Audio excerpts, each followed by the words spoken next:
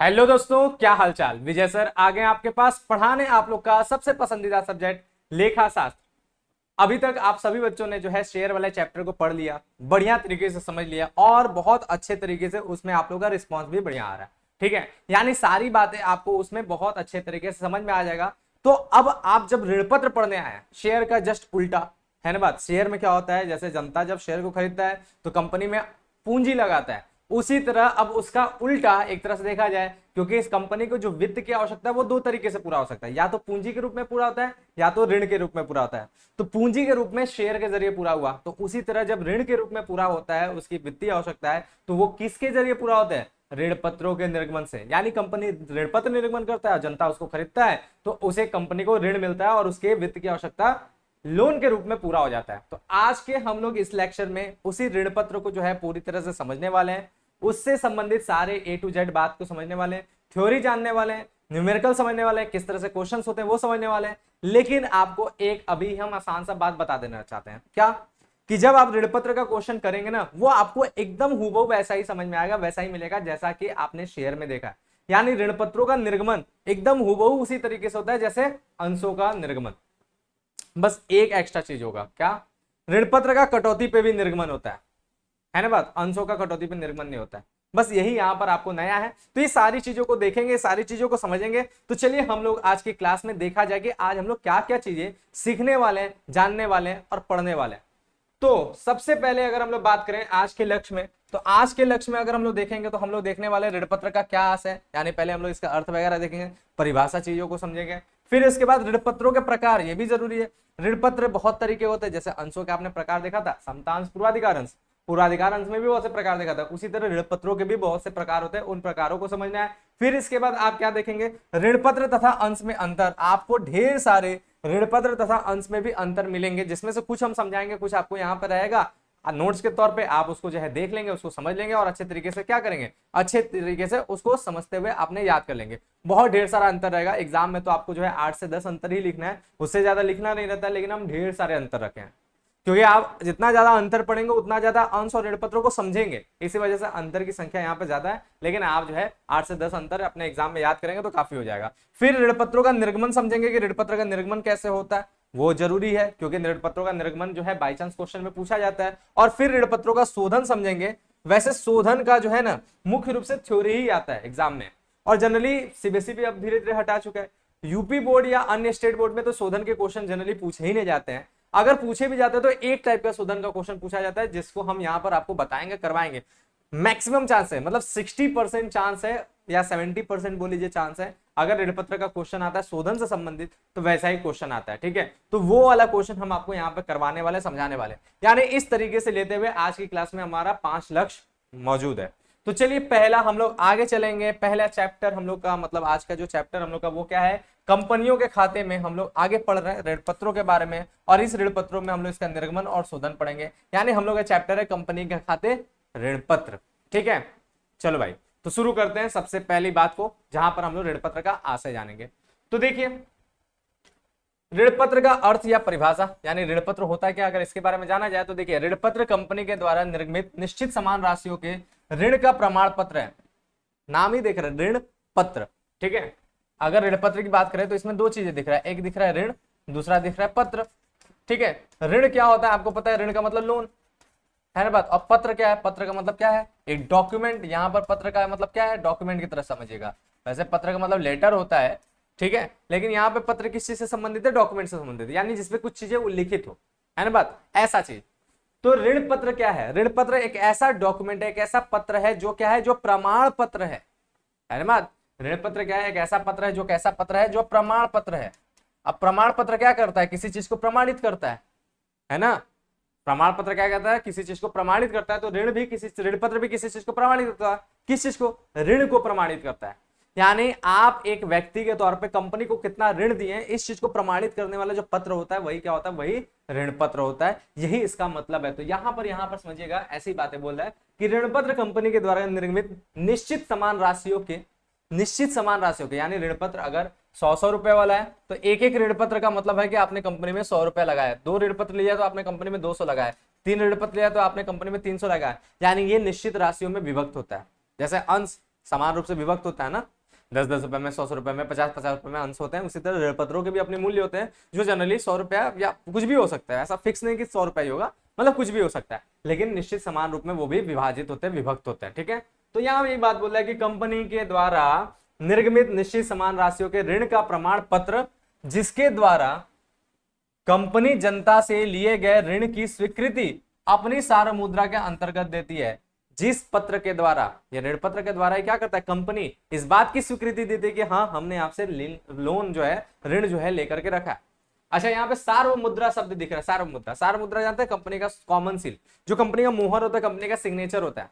आप किसी से ऋण लेते हैं तो आपको स्वीकार करना पड़ता है ना कि हाँ आपसे हमने ऋण लिया है, डॉक्यूमेंटेशन होता है, तो वहां पर आपने सिग्नेचर का आप स्वीकार करते हैं ना, उसी तरह कंपनी भी स्वीकार करता है ऋण पत्र पे कॉमन सील के जरिए कि हाँ हमने इस व्यक्ति से इतना रुपए ऋण लिया है। ठीक है, तो कॉमन सील के अंतर्गत ऋण पत्र को जारी किया जाता है, जिसके जरिए कंपनी अपनी स्वीकृति देती है। आगे क्या बोला है, ऋण पत्र कंपनी के द्वारा लिए गए ऋण का सूचक है, इसके धारक को ऋण पत्र धारी कहते हैं।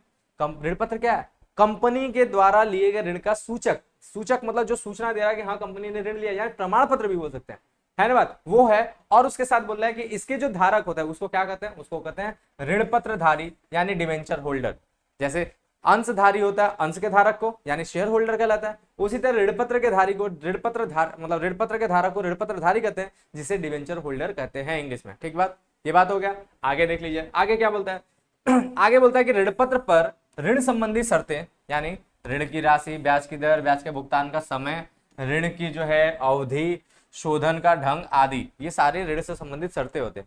ऋण पत्र के ऊपर वो सारी चीजें लिखी होती है। जैसे अंश पर भी ये सारी बातें लिखा रहता है कि कैसे लाभांश और क्या क्या चीजें मिलेगा, उसी तरह से। ठीक है, तो बोल रहा है क्या, ऋण पत्र पर ऋण संबंधी शर्तें उल्लिखित रहती हैं। ऋण पत्र के आगे ब्याज की दर उल्लिखित रहती है। ऋण पत्र जब भी होगा ना, अभी क्वेश्चन में भी आप लगाएंगे, तो ऋण पत्र के हमेशा नाम के साथ उसका ब्याज का दर जुड़ा रहता है। जैसे 9% डिबेंचर, 10% डिबेंचर, 12% डिबेंचर, ये परसेंटेज क्या होता है, उसके बाद ब्याज की निश्चित दर होती है, वो ऋण पत्र के नाम के साथ जुड़ा होता है। ठीक है, तो ये बोल रहा है कि ऋण पत्र के आगे ब्याज की दर उल्लिखित रहती है। जैसे 12% ऋण पत्र, इस तरह से ऐसा करके लिखा रहेगा, अभी आप क्वेश्चन में भी लगाएंगे। ठीक है, ऋण पत्र का निर्गमन सममूल्य अधिनियम या कटौती, अधिनियम यहां पर नहीं होगा, यहां पर प्रीमियम होगा। ठीक है, यहां टाइपिंग मिस्टेक है, प्रीमियम। बात क्लियर है, क्या बोला है, ऋण पत्र का निर्गमन जो है सममूल्य पर, प्रीमियम पर या कटौती पर किया जाता है। यानी यहां पर ये समझिएगा, ऋण पत्रों का निर्गमन 3 मूल्य पर होता है। सममूल्य यानी जितने का उतने पे निर्गमित करो, प्रीमियम यानी जितने का उससे ज्यादा का निर्गमित करो, और कटौती यानी जितने का उससे कम पे भी निर्गमित करो। अंश में ऐसा नहीं था। केवल एकलौता अंश ऐसी प्रतिभूति है जिसका निर्गमन 2 मूल्यों पर होता है, एक सममूल्य पर, दूसरा प्रीमियम पर। लेकिन इसके अलावा आपका बाकी जितनी भी प्रतिभूतियां हैं उन सबका निर्गमन 3 मूल्य पर होता है। कौन कौन सा, सममूल्य पर, प्रीमियम पर, कटौती पर। ऋण पत्र कैसा होता है, अंश नहीं है, दूसरी प्रतिभूति है, यानी तीनों मूल्यों पर निर्गमन होगा, यानी सममूल्य पर, प्रीमियम पर और कटौती पर, इन तीनों मूल्यों पर उसका निर्गमन होता है। ठीक बात। आगे क्या बोलता है, आगे बोलता है कंपनी ऋण पत्र का शोधन ऋण पत्रों के अंशों में परिवर्तित करके या नगद भुगतान के द्वारा करती है। अब कंपनी जो है ना ऋण पत्रों का शोधन करती है, जाहिर सी बात है आप किसी से लोन लेंगे तो उसके पैसे तो चुकाने पड़ेंगे ना, सेम इसी तरह कंपनी भी क्या करता है, ऋण पत्रों का शोधन करती है, यानी उस पैसे को चुकाता है। और वो कैसे चुकाता है, 2 तरीके से, या तो वो अंश परिवर्तित कर देता है, इस तरह से चुकाता है, या तो उसको नगद के तौर पे पैसा देता है ना, ये 2 तरीका, इस तरह से वो चुकाता है। ठीक है, तो ये हो गया ऋण पत्र के बारे में पूरा ब्यौरा कि ऋण पत्र क्या होता है। आगे हम लोग देखते हैं, आगे देखेंगे तो ऋण पत्र की कुछ परिभाषा है, जैसे एक पामर ने दिया, आप इसको पढ़ लीजिए, और एक कंपनी अधिनियम 2013 की धारा 230 में दिया है, इसको समझ लीजिएगा, इसको समझना ज्यादा जरूरी है। बाकी इसके अंदर जो परिभाषा है वो आपको अभी हमने जो अर्थ बताया उससे बहुत हद तक मिलता जुलता रहेगा, पढ़ेंगे चीजें समझ में आ जाएगा, इसलिए हम इसको नहीं बता रहे, डायरेक्ट हम लोग याद है कंपनी अधिनियम की परिभाषा, ये थोड़ा अलग है। ठीक है, कंपनी अधिनियम 2013 की धारा 230 के अंतर्गत कैसे ऋण पत्र को डिफाइन किया गया, तो देखिए यहाँ पर इसको डिफाइन किया गया कि ऋण पत्र में ऋण को प्रकट करने वाले ऋण पत्र, स्टॉक, बॉन्ड और कंपनी की अन्य प्रतिभूतियां सम्मिलित है, चाहे वे कंपनी की संपत्तियों पर प्रभार रखती हो या नहीं। ठीक है, तो कंपनी के अधिनियम में इसको जो परिभाषित किया गया है उसमें बताया गया कि ऋण पत्र में क्या क्या चीजें शामिल है, ये बताया गया, ना कि ऋण पत्र क्या होता है ये बताया गया। इसीलिए ऋण पत्र का आशय जो हमने अभी समझा ना वो ज्यादा जरूरी है, वो डेफिनेशन मेन है ना बात, उससे आपको ऋण पत्र के बारे में समझ में आएगा। यहाँ पर बताया कि ऋण पत्र में क्या क्या चीजें शामिल होते हैं, तो बोला कि ऋण पत्र में ऋण पत्र भी शामिल होता है, स्टॉक भी शामिल होता है, बॉन्ड्स भी शामिल होता है, या ऐसे कोई भी प्रतिभूतियां शामिल होती है जो चाहे तो कंपनी के ऊपर प्रभार के रूप में हो या प्रभार के रूप में ना हो, यानी वो या तो सिक्योर्ड लोन के लिए ऋण पत्र जारी हो रहा या अनसिक्योर्ड लोन के लिए जारी हो रहा, वो सारी की सारी चीजें हमारा किसके अंतर्गत आता है, कंपनी अधिनियम के परिभाषा के अंतर्गत आता है, ऋण पत्र के अंतर्गत आता है। ये बातें इसमें समझाया गया। तो इस परिभाषा में ऋण पत्र को डिफाइन नहीं किया गया, बल्कि बताया गया कि उसके अंदर कौन कौन से डॉक्यूमेंट्स आते हैं, ये बता दिया गया। ठीक है, आगे अगर हम लोग बढ़ेंगे तो आगे आदर्श परिभाषा के रूप में भी बातें बताया गया ऋण पत्र क्या होता है। तो इस आदर्श परिभाषा में वो जो परिभाषा हमने बताया उसी का संकुचित रूप है, निचोड़ है, और इसमें सारी बातें आ गया। क्या बताया गया, देखिए, ऋण पत्र कंपनी के सार्वभौमिकता में स्वीकृत एवं निर्गमित ऋण प्राप्ति का प्रमाण पत्र है, जिस पर ऋण संबंधी शर्तें जैसे ब्याज की दर, अवधि, शोधन की विधि आदि उल्लिखित रहती है। वस्तुतः यह कंपनी की ऋणदाता प्रतिभूति है। ठीक है, यही बात हमारा ऋण पत्र के बारे में हमने बताया, आपको सारी बातें वही है, बस शॉर्ट में बता दिया है। तो ये एक आदर्श परिभाषा के रूप में आप याद कर सकते हैं। ठीक है, तो सबसे पहला वाला जो परिभाषा है वो कंपनी अधिनियम का परिभाषा भी याद रखिएगा, एग्जाम में लिखा जाता है जनरली। और इसके बाद ये तीन चीजें आपको जो है याद कर लिया तो आपने ऋण पत्र को बहुत अच्छे तरीके से समझ लिया। ठीक बात, अब बात करते हैं आगे। तो नेक्स्ट बात अगर देखा जाए तो बॉन्ड क्या है। अब ये बॉन्ड कहां से आ गया भाई, तो बॉन्ड का नाम आपने सुना ना कंपनी अधिनियम में, है ना बात। कंपनी अधिनियम की परिभाषा में आपने देखा कि ऋण पत्र में बॉन्ड भी शामिल होता है कि नहीं बात, ये आपने देखा। तो ये आपने जब देखा कि बॉन्ड भी शामिल होते, तो ये बॉन्ड कहलाते क्या है, बॉन्ड होते क्या है। ठीक है, तो इसके बारे में सुनिए। बॉन्ड अक्सर आप शब्द सुनते होंगे, तो इसके बारे में यहाँ पे जानेगा। देखिए, तो बॉन्ड भी एक लिखित प्रपत्र है। बॉन्ड भी क्या है, एक लिखित प्रपत्र है, यानी ये भी एक डॉक्यूमेंट है जो क्या करता है, जो ऋण का अभिज्ञान कराता है, यानी ये भी बताता है कि ये ऋण, इसके पीछे ऋण है। जैसे ऋण पत्र होता है ना, वैसी तरह बॉन्ड भी ऋण पत्र ही है, लेकिन दोनों में अंतर समझिएगा। ऋण पत्र में ब्याज उल्लिखित होता है कि कितना ब्याज होगा, बॉन्ड पे ये सारी घटनाएं नहीं होती, उसमें ब्याज की बात नहीं होती है ना बात। तो यहाँ यही बात समझिएगा, बॉन्ड भी एक लिखित प्रपत्र है जो ऋण का अभिज्ञान कराता है, यानी जो ऋण का प्रमाण पत्र होता है, बताता है कि हाँ ऋण है इसके पीछे। ठीक है, आगे क्या बोलता है, परंपरागत रूप से बॉन्ड केवल सरकार द्वारा निर्गमित किए जाते हैं। पहले समय में क्या होता था कि परंपरागत रूप से ट्रेडिशनल फॉर्म में यही देखा जाए, जनरली आज भी बॉन्ड ज्यादातर सरकार ही निर्गमित करता है, यानी ये सरकारी ऋण पत्र है, एक तरह से ये बोल सकते हैं, सरकारी कंपनियां इसको निर्गमित करती है। पर इन दिनों अर्ध सरकारी और गैर सरकारी संस्थाओं द्वारा भी ऋण के प्रमाण पत्र के रूप में बॉन्ड जारी किए जाते हैं। लेकिन वर्तमान समय में आज जो है क्या करता है, सरकार तो छोड़िए, अर्ध सरकारी और गैर सरकारी भी बॉन्ड्स निर्गमित कर रहे हैं। ठीक है, आगे क्या बोला है, ऋणपत्र और बॉन्ड शब्द का प्रयोग अब एक दूसरे के स्थान पर किया जाता है। अब ये ऋणपत्र और बॉन्ड लगभग एक दूसरे के स्थान पर प्रयोग होने वाले शब्द हैं, लेकिन हम आपको छोटा सा डिफरेंस समझा रहे हैं कि बॉन्ड क्या होता है और ऋणपत्र क्या होता है, दोनों में थोड़ा सा अंतर है। जैसे ऋणपत्र की बात करें तो ये इस तरह से होता है 12% ऋणपत्र, ऐसे उसमें ब्याज की दर क्या होता है, निश्चित होता है। ठीक है, तो जब भी डिवेंचर होगा उसमें ब्याज की दर निश्चित होगा। जैसे वो 100 रुपए का एक ऋणपत्र हो गया, फिर 100 रुपए का दूसरा ऋणपत्र, इस तरह से समान राशियों में ये विभाजित एक प्रपत्र होता है। ये ऋणपत्र हो गया, अभी आपने जाना पूरे डेफिनेशन से आपको ये बात समझ में आ रहा है। लेकिन बॉन्ड्स में क्या होगा, जो बॉन्ड होते हैं ना उसमें क्या होता है, उसकी अपनी प्राइसिंग होती है, उसका कोई वो उसमें ऐसा कुछ बात नहीं होता है कि उस पर कितना % ब्याज होगा, इस तरह की बातें नहीं होता है। जैसे 100 रुपए का बॉन्ड है, ठीक है, इस तरह का ऐसे बॉन्ड्स होते हैं इसमें। लेकिन इसमें अंतर क्या होता है ना, इसमें हमेशा ये डिस्काउंटेड होते हैं, यानी इसका निर्गमन हमेशा कटौती मूल्य पर होता है ना बात। जैसे ये जो 100 रुपए का बॉन्ड है, ये क्या होगा, ये आपको 90 रुपए में, 92 रुपए में, 95 रुपए में, या उससे भी कम 80 रुपए में, 70 रुपए में, इस तरह से निर्गमित किया जाता है खरीदने के लिए। ठीक है, ऐसे निर्गमित किए जाते हैं खरीदने के लिए। और जो बहुत ज्यादा कम मूल्य पर निर्गमित किए जाते हैं उनकी अवधि बहुत ज्यादा होता है, उनकी जो भुगतान की लोन भुगतान की जो अवधि होता है वो बहुत ज्यादा होता है। क्योंकि आप खुद समझिएगा, ब्याज आप कब ज्यादा देते हैं, जितने समय तक आप लोन उठाते हैं। कम समय का लोन उठाएंगे कम ब्याज लगेगा, ज्यादा समय का लोन उठाएंगे ज्यादा ब्याज लगेगा। वही यहाँ पर भी है, यहाँ पे जो मूल्य की कमी हो गया, जैसे मान लीजिए कि यहाँ पर जो है ये बॉन्ड 70 रुपए में निर्गमित हुआ, ठीक है, तो जनता जब इसे खरीदेगा तो उसे 70 रुपए भुगतान करना पड़ेगा। लेकिन कंपनी जब इसका भुगतान करेगा तो वो कंपनी जनता को कितना रुपए भुगतान करेगा, 100 रुपए भुगतान करेगा। इस हिसाब से एक बॉन्ड पे जनता को 30 रुपए का क्या हुआ, फायदा हुआ, और ये 30 रुपए का फायदा ही वहां पर ब्याज है। ठीक है, यही 30 रुपए क्या होगा, एक तरह से ब्याज कहलाता है।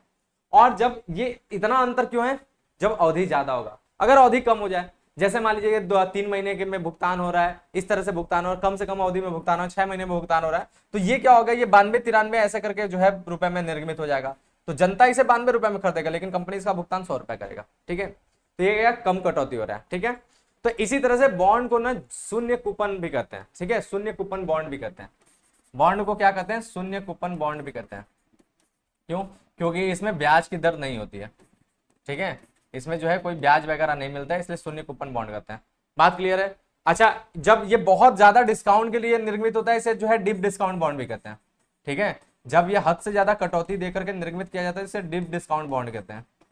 ठीक बात समझ में आया। तो बॉन्ड और ऋण पत्र का यही जो है मुख्य रूप से अंतर है कि इसमें ब्याज की दर निश्चित होती है, यहाँ पर ब्याज जो है नहीं, बल्कि उसे कम मूल्य पर निर्मित करके जो है काम किया जाता है। ठीक है, तो ये मुख्य रूप से अंतर होता है। लेकिन आज वर्तमान में बॉन्ड और ऋण पत्र एक दूसरे के जगह पे परिभाषा की तरह प्रयोग होने वाले शब्द हैं। ठीक बात क्लियर हो गया, दोनों क्या होता है। चलो भाई अब आगे हम लोग बढ़ जाते हैं। अब आगे देखा जाए तो भाई बॉन्ड और ऋण पत्र में अंतर देखिए, तो यहाँ पर ऋण पत्र बॉन्ड में अंतर कुछ बता दिया गया है। कैसे बताया गया देखिए, बोला विषय सामग्री के दृष्टिकोण से बॉन्ड ऋण पत्र की तरह ही है। ठीक है, एकमात्र अंतर निर्गमन के संदर्भ में है। क्या है, बॉन्ड का निर्गमन बिना पूर्व निर्धारित ब्याज की दर के आधार पर किया जा सकता है, जैसा कि हमने बताया अभी, उसमें ब्याज की दर पूर्व आधारित नहीं होता है, जैसा कि अत्यधिक कटौती बॉन्ड या शून्य कूपन बॉन्ड की दशा में होता है, जो हमने आपको दिखाया।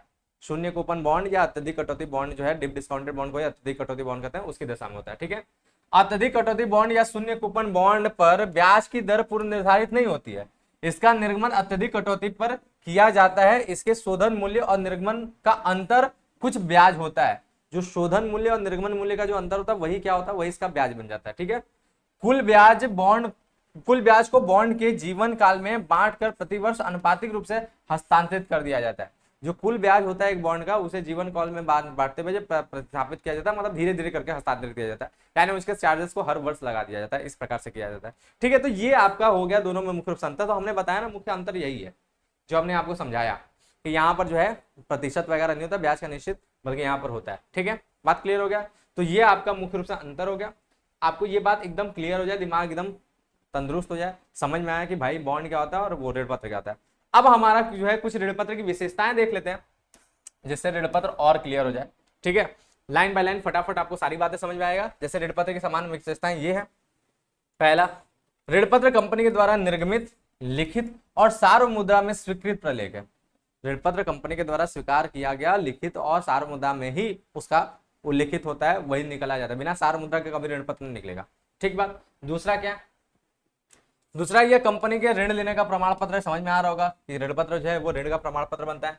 तीसरा क्या है, इसके ब्याज की दर, अवधि, शोधनी विधि और आदि पूर्व निश्चित होती है। ये सारी बातें ऋण पत्र के ऊपर उल्लिखित होती है, इन्हें पहले से ये निर्धारित है, उसमें ब्याज कितना लगेगा, शोधन कब होगा और उसका कैसे शोधन की शर्तें क्या है, ये सारी बातें उसमें लिखा रहता है। फिर इसके बाद क्या है, इसके ब्याज का भुगतान सामयिक 6 महीना होता है। ये बहुत बार एमसीक्यू में पूछा जाता है। ऋण पत्र का जो ब्याज होता है ना, वो 6 महीने पे लगता है। ठीक है, साल भर, एक हमारा पूरा लेखांकन पीरियड साल भर का होता है, 12 महीने का होता है, तो 2 बार एक साल में 2 बार ब्याज लगता है 6 महीने पे। ठीक है, तो ये याद रखिएगा, ऋण पत्र का ब्याज इस तरह से होता है। ठीक है, फिर इसके बाद क्या है, साधारणतः ऋण पत्र एक सुरक्षित होते हैं। ठीक है, ज्यादातर जो ऋण पत्र होता है ना, वो सुरक्षित ऋण पत्र होता है। और सुरक्षित ऋण पत्र क्या होता है, ये अभी आपको आगे हम समझाएंगे। ठीक है, बस इतना जानिएगा, जो दीर्घकालीन ऋण होता है जनरली वो सुरक्षित ही माना जाता है। ठीक है, क्यों होता है, कैसे होता है सुरक्षित, अभी आप ये आगे समझेंगे। अभी इस बात को याद रखिएगा कि समानता जो भी ऋण पत्र होते हैं वो सुरक्षित ऋण पत्र होते हैं। ठीक है, जब भी ऋण पत्र की बात आता है तुरंत दिमाग में हम लोग सुरक्षित ऋण पत्र को ही समझते हैं कि यानी सुरक्षित ऋण पत्र की बात है। ठीक बात।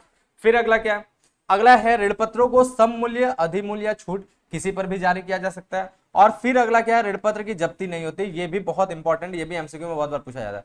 जैसे आपने अभी पढ़ा था ना, अंश का हरण होता है, ऋण पत्र का कभी भी हरण नहीं हो सकता।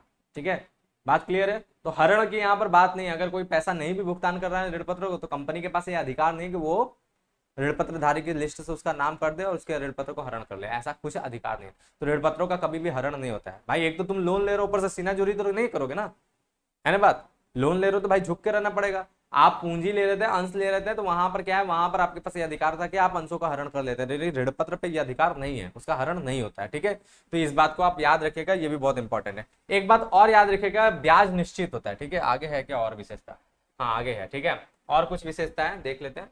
यहाँ पर ये बता रहा है ऋण पत्र का शोधन नगद भुगतान के द्वारा या अंशों में परिवर्तित करके किया जाता है, आपने डेफिनेशन में अभी देखा ही था।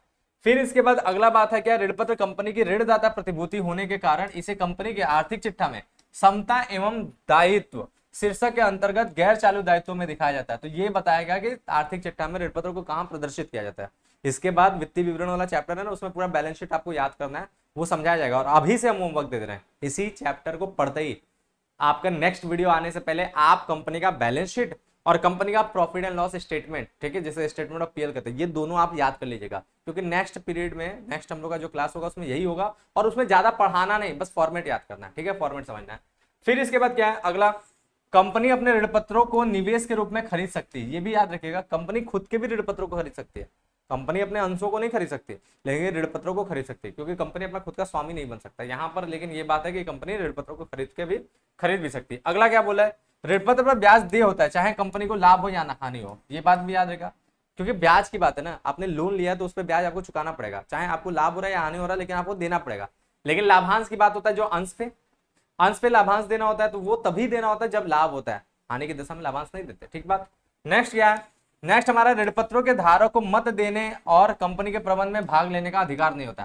भाई जो लेनदार है उसे हम कंपनी का मालिक थोड़ी ना बना दिए कि वो हमारा वोटिंग्स राइट उसको दे देंगे या फिर निर्णय में उसको जो है शामिल करेंगे, ये सारी चीजें उसके पास नहीं है। बात क्लियर है? हाँ, अब यहाँ पर क्या है, एक पॉइंट और रखिएगा कि इस पर ब्याज की दर निश्चित होती है, ठीक है, ब्याज की दर निश्चित होती है, ये आपका विशेषता मैंने दिया था, तो इसको आप लोग एक नया विशेषता के तौर पर याद रख लीजिएगा। ऋण पत्रों पर जो है ना ब्याज की दर निश्चित होती है, ठीक बात। तो इस तरीके से हमने सारे ऋण पत्र के बारे में सारे की पॉइंट्स यहाँ पे और बेहतर तरीके से समझ लिए। अब हम लोग देखते हैं कि हमारे ऋण पत्र के अपने प्रकार कौन कौन से, यार इतने ऋण पत्र के बारे में हम लोग जान लिए तो उसके बहुत से प्रकार भी हैं।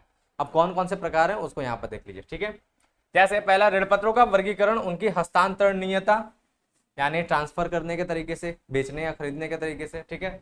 सुरक्षा, यानी उसके पीछे क्या संपत्ति रखा गया है, प्रभार के रूप में कि नहीं रखा गया, यानी वही सुरक्षित ऋण पत्र, असुरक्षित ऋण पत्र, उसके हिसाब से। शोधनशीलता, यानी भुगतान करने के तरीके से कि कब उसका भुगतान होता है कब नहीं होता है। और कूपन दर, यानी कूपन दर का मतलब ब्याज की दर, कूपन दर किसको होता है, ब्याज की दर कहते हैं, ठीक है। शून्य कूपन बॉन्ड जो इसको कहते हैं जिसमें ब्याज की दर शून्य होता है, ठीक है। तो कूपन का मतलब यहाँ पर ब्याज है, ठीक है। वो कूपन मत सोचेगा जो स्क्रैच करके हम लोग जो है कुछ निकाल लेते हैं ये सब, ठीक है, वो वाला कूपन नहीं है यहाँ पर। कूपन का मतलब क्या, ब्याज की दर, ठीक है। तो कूपन दर के आधार पर किया जाता है। ऋण पत्रों के प्रमुख प्रकार निम्नलिखित होते हैं, और यहाँ पर हम लोग ऋण पत्रों के जो है ढेर सारे प्रकार देखेंगे। जैसे सबसे पहला हमारा जो है यहाँ पर एक जो है फ्लो चार्ट देख लीजिए, जिसमें आप लोग निगोशिएबिलिटी के हिसाब से देखा जाए तो इस तरह के, यानी वाहक के हिसाब से, मतलब ट्रांसफॉर्मेशन के हिसाब से, हस्तांतरणीयता के हिसाब से ऋण पत्र कैसे किसी को ट्रांसफर कर सकते हैं, खरीद बेच सकते हैं, उसके हिसाब से दो प्रकार का ऋण पत्र हो गया। सिक्योरिटी के हिसाब से, सुरक्षा के हिसाब से यहाँ पे दो प्रकार के ऋण पत्र हो गए। फिर रिडम्पशन के हिसाब से, यानी शोधन क्षमता के हिसाब से, शोधनशीलता के हिसाब से देखा जाए तो ये दो प्रकार के ऋण पत्र होगा। फिर कन्वर्टिबिलिटी के हिसाब से, यानी परिवर्तनशीलता के हिसाब से देखा जाए तो ये दो प्रकार के ऋण पत्र हो गए। और फिर कूपन रेट के हिसाब से, यानी ब्याज की दर के हिसाब से देखा जाए तो ये दो प्रकार के हमारे ऋण पत्र होगा। तो इस तरह से इतने प्रकार हैं। अब एक एक प्रकारों को हम लोग चलिए समझते हैं, ठीक है। सबसे पहला, हस्तांतरणीयता या लेखा के आधार पर, ठीक है, दो तरीके के ऋण पत्र है। एक एकदम जो है साधारण ऋण पत्र जिसको कहते हैं एकदम खुला ऋण पत्र होता है, और दूसरा हमारा क्या होता है, पंजीकृत ऋण पत्र होते हैं, ठीक है। तो पहला हम लोग पंजीकृत ऋण पत्र देख लेते हैं। ये पंजीकृत ऋण पत्र यानी आपका जो है रजिस्टर्ड डिबेंचर, वो क्या होता है ये हम लोग देख लेते हैं। तो रजिस्टर्ड ऋण पत्र या रजिस्टर्ड डिबेंचर, पंजीकृत ऋण पत्र, ये ऐसा ऋण पत्र है जिसमें क्या होता है, जिसमें जब हम इसको निर्गमित करते हैं ना और कोई व्यक्ति इसको खरीदता है ना, तो उस व्यक्ति का नाम कंपनी के ऋण पत्रधारी की सूची में लिखा जाता है, ठीक है। इस प्रकार के ऋण पत्र को हम लोग पंजीकृत ऋण पत्र कहते हैं, ठीक बात। क्या बोला है, देखिए, वे ऋण पत्र जो कंपनी अधिनियम के अंतर्गत निर्मित किए जाते हैं और जिनकी प्रविष्टि कंपनी के ऋणधारियों के रजिस्टर में की जाती है, यही मुख्य इंपॉर्टेंट बात है, ऋणधारियों के रजिस्टर में जिनको लिखा जाता है, ठीक है। ऐसे ही ऋण पत्रों को क्या कहते हैं, पंजीकृत ऋण पत्र कहते हैं। इन ऋण पत्रों के मूलधन तथा उस पर देय ब्याज का भुगतान केवल कंपनी के पंजीकृत ऋण पत्रधारियों को ही दिया जाता है। इसमें जो मूलधन है या ब्याज का भुगतान है वो उसी को दिया जाएगा जो कंपनी के रजिस्टर में जिनका नाम है उन्हीं को दिया जाएगा, ठीक बात। ये हमारा पंजीकृत ऋण पत्र होता है। दूसरा क्या है, दूसरा है वाहक या साधारण ऋण पत्र भी इसको कहते हैं, इसको जो है साधारण भी कहते हैं। अगर कभी बाई चांस साधारण ऋण पत्र भी पूछे तो आप समझेगा इसी की बात हो रहा है। जैसे वाहक चेक होता है ना, जिसके पास चला गया वही उसका मालिक हो जाता है, उसी तरह यहाँ भी है वाहक ऋण पत्र। वाहक ऋण पत्र एक ऐसा ऋण पत्र है जिसमें ऋण पत्रधारी का नाम कंपनी की सूची में नहीं लिखा रहता है, बल्कि क्या होता है कि जब आप जिसको भी आप इसको बेच देते हैं, जिसके पास भी ये चला जाता है वही उसका मालिक हो जाता है, ठीक है। इसमें ये है, इसमें कोई रजिस्टर में जाकर के नाम नहीं चेंज करवाना पड़ता कि मेरा नाम लिखा आप दूसरे का नाम लिखवा, ऐसा कुछ नहीं। जिसके पास ऋण पत्र होगा वही इसका मालिक हो जाएगा, ठीक है। तो यही बात होगा।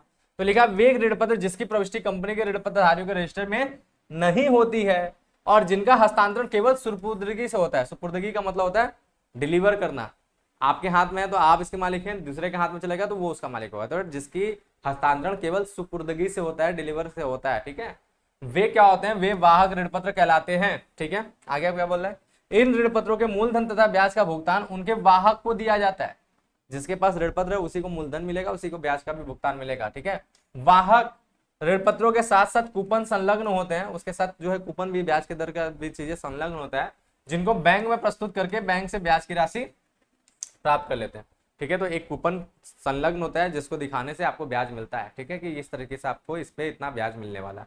ठीक बात, ये हो गया, ये साधारण ऋण पत्र हो गया। अब अगला बात करते हैं, अब सुरक्षा के आधार पर देख लेते हैं।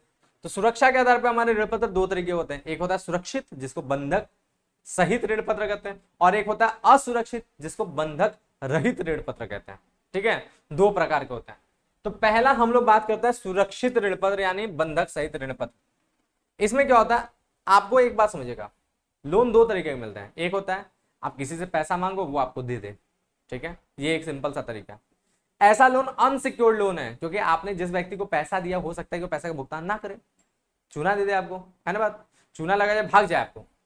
तो ऐसे कंडीशन में क्या होगा, आपका वो असुरक्षित ऋण पत्र, असुरक्षित ऋण हो गया। ठीक है, लेकिन दूसरा तरीका लोन देने का यही होता है कि जनरली आदमी अपनी सुरक्षा को ध्यान में रखते हुए जब भी किसी व्यक्ति को लोन देता है तो उससे कुछ चीजें गिरवी रखवा लेता है, उसकी कुछ मूल्यवान चीजें गिरवी रखवा लेता है, फिर लोन देता है। तो उसके पास ये सुरक्षा है कि बाई चांस अगर वो भाग भी गया, उसके सामान हमारे पास गिरवी, हम उसको बेच करके अपने पैसे का भुगतान कर लेंगे, अपने पैसे का भुगतान ले लेंगे।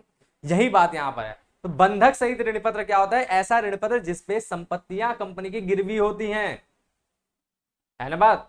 ये ऐसा ऋण पत्र है जिसके पीछे कंपनी की संपत्तियां गिरवी के तौर पर है। यदि कंपनी इस ऋण का भुगतान नहीं कर पाता या ब्याज का भुगतान नहीं कर पाता टाइम टू टाइम, तो ऋण पत्रधारियों के पास ये अधिकार है वो संपत्ति बेचवा करके अपने मूलधन का भुगतान ले ले। तो इस प्रकार के ऋण पत्र को हम लोग बंधक सहित ऋण पत्र या सुरक्षित ऋण पत्र कहते हैं, और इसका समय हमेशा ज्यादा होता है, ये लंबे समय का होता है। ठीक है, तो यहाँ पर यही बात देख लीजिए क्या लिखा है, वे ऋण पत्र जो कंपनी की चल या अचल संपत्ति पर प्रभार द्वारा सुरक्षित होते हैं। प्रभार का मतलब वही, वहां पर उसके पीछे गिरवी रखा जाता है। ठीक है, सुरक्षित या बंधक सहित ऋण पत्र कहलाते हैं। ठीक है, यदि कंपनी ऋण पत्रधारियों को देय ब्याज या मूलधन का भुगतान में कोई त्रुटि करता है तो ऋण पत्रधारी अपनी क्षतिपूर्ति की राशि को भार या बंधक पर हुई संपत्ति के विक्रय द्वारा प्राप्त कर सकते हैं। ठीक है, भारत में निर्मित सभी ऋण पत्र जो है रक्षित होना अनिवार्य है। भारत में जितने भी ऋण पत्र निकलते हैं वो सब क्या होता है, इसी प्रकार का ऋण पत्र निकलता है, सुरक्षित ऋण पत्र निकलता है। ठीक है, बात समझ में आ गया। एक और तरीका होता है जिसे असुरक्षित या बंधक रहित ऋण पत्र भी कहते हैं। ठीक है, इसको साधारण नहीं कहते यार, यहाँ पे ये गड़बड़ है। ठीक है, असुरक्षित या बंधक रहित ऋण पत्र जिसको कहते हैं। ठीक है, अब वो क्या होता है, इसको नग्न ऋण पत्र भी कहते हैं, ये भी है। ठीक है, अब ये क्या होता है देख लीजिए, यानी जिसके पीछे कोई संपत्ति गिरवी नहीं रखा जाए, सिंपल सी बात है यार, उसका उल्टा है, एक सिक्योर्ड है एक अनसिक्योर्ड है, यानी उसके पीछे कोई संपत्ति नहीं रखा गया, बस वो कंपनी के गुडविल पे चल रहा है, कंपनी के नाम पे चल रहा है। आप भी किसी व्यक्ति को बिना सिक्योरिटी के पैसा क्यों देते हैं, क्योंकि आपको उस पर विश्वास है कि वो दे देगा। उसी तरह से कंपनी पे विश्वास लोगों को रहता है, कंपनी गुडविल होता है, तो इस प्रकार के ऋण पत्र निर्मित होते हैं। क्या बोलता है देखो, वे ऋण पत्र जिन पर ब्याज और मूलधन के लिए कंपनी की कोई प्रतिभूति प्रभावित नहीं होती, यानी कोई गिरवी नहीं होता है, असुरक्षित या साधारण या नग्न ऋण पत्र कहलाते हैं। बार बार बोले साधारण इसको नहीं कहते, साधारण वहां के हिसाब से कहते हैं, नग्न ऋण पत्र होते हैं। यह केवल ऋण पत्र का प्रमाण पत्र होता है, कंपनी के समापन के समय इन्हें साधारण लेनदार माना जाता है। इन ऋण पत्रों का प्रचलन अब नहीं के बराबर है। अब विश्व में भी अधिकांश जगहों पे इस प्रकार के ऋण पत्र का प्रचलन नहीं है, क्योंकि देखिए कंपनी एक बड़ा ऑर्गेनाइजेशन है, वहां पे सारे काम जो है बहुत ही सही तरीके से होता है, बहुत ही प्रोफेशनल तरीके से होता है। अनसिक्योर्ड चीजों को जो है जनरली वहां पे इग्नोर किया जाता है इस तरह से। इसी वजह से इस प्रकार के ऋण पत्र का प्रचलन अब धीरे धीरे समाप्त हो रहा है। ठीक बात, क्लियर हो गया। अगली बात कर लेते हैं। अगली बात अगर हम लोग करें तो हमारा शोधन के आधार पर हम लोग देखेंगे। शोधन के आधार पर हमारे जो ऋण पत्र होते हैं ना, उसके भी अपने कई प्रकार हैं, जिसमें सबसे पहला हमारा जो है शोधनीय ऋण पत्र है। वो क्या होता है, कोई भी चीज शोधनीय, जैसे आपने पूर्वाधिकार में भी पढ़ा था शोधनीय पूर्वाधिकार, उसी तरह यहाँ पर भी शोधनीय ऋण पत्र, यानी ऐसे ऋण पत्र जिसका शोधन कंपनी के जीवन काल में हो जाए। ठीक है, कंपनी के जीवन काल में जब भी शोधन होता है तो इस प्रकार के ऋण पत्र को हम लोग शोधनीय ऋण पत्र कहते हैं। यानी कंपनी चलता रहता है, कुछ ही समय बाद कंपनी के चालू होने पर, कंपनी के चलते चलते कुछ ही वर्ष बाद उसका भुगतान जब किया जाता है तो इस प्रकार के ऋण पत्र को शोधनीय ऋण पत्र कहते हैं। ठीक बात, किस चीज का, मूलधन का भुगतान। तो चलो भाई पढ़ लेते हैं। वे ऋण पत्र जिनका शोधन कंपनी द्वारा निश्चित अवधि के बाद ऋण पत्रधारियों की मांग पर या उन्हें सूचना देकर किया जाता है, शोधनीय ऋण पत्र कहलाते हैं। जब ऋण पत्रधारी अपने पैसे की मांग करते हैं या फिर जो भी समय होता है, समय सीमा बताया रहता है कि इस समय हम उस आपका भुगतान करेंगे, तो उस समय के पूरा होने के बाद कंपनी जिस भी ऋण पत्र का भुगतान करता है उस प्रकार के ऋण पत्र को शोधनीय ऋण पत्र कहते हैं। ठीक बात। आगे क्या बोलता है, कंपनी अपने जीवन काल में इन ऋण पत्रों का भुगतान कर देती है। साधारणतः कंपनी शोधनीय ऋण पत्रों का ही निर्गमन करती है।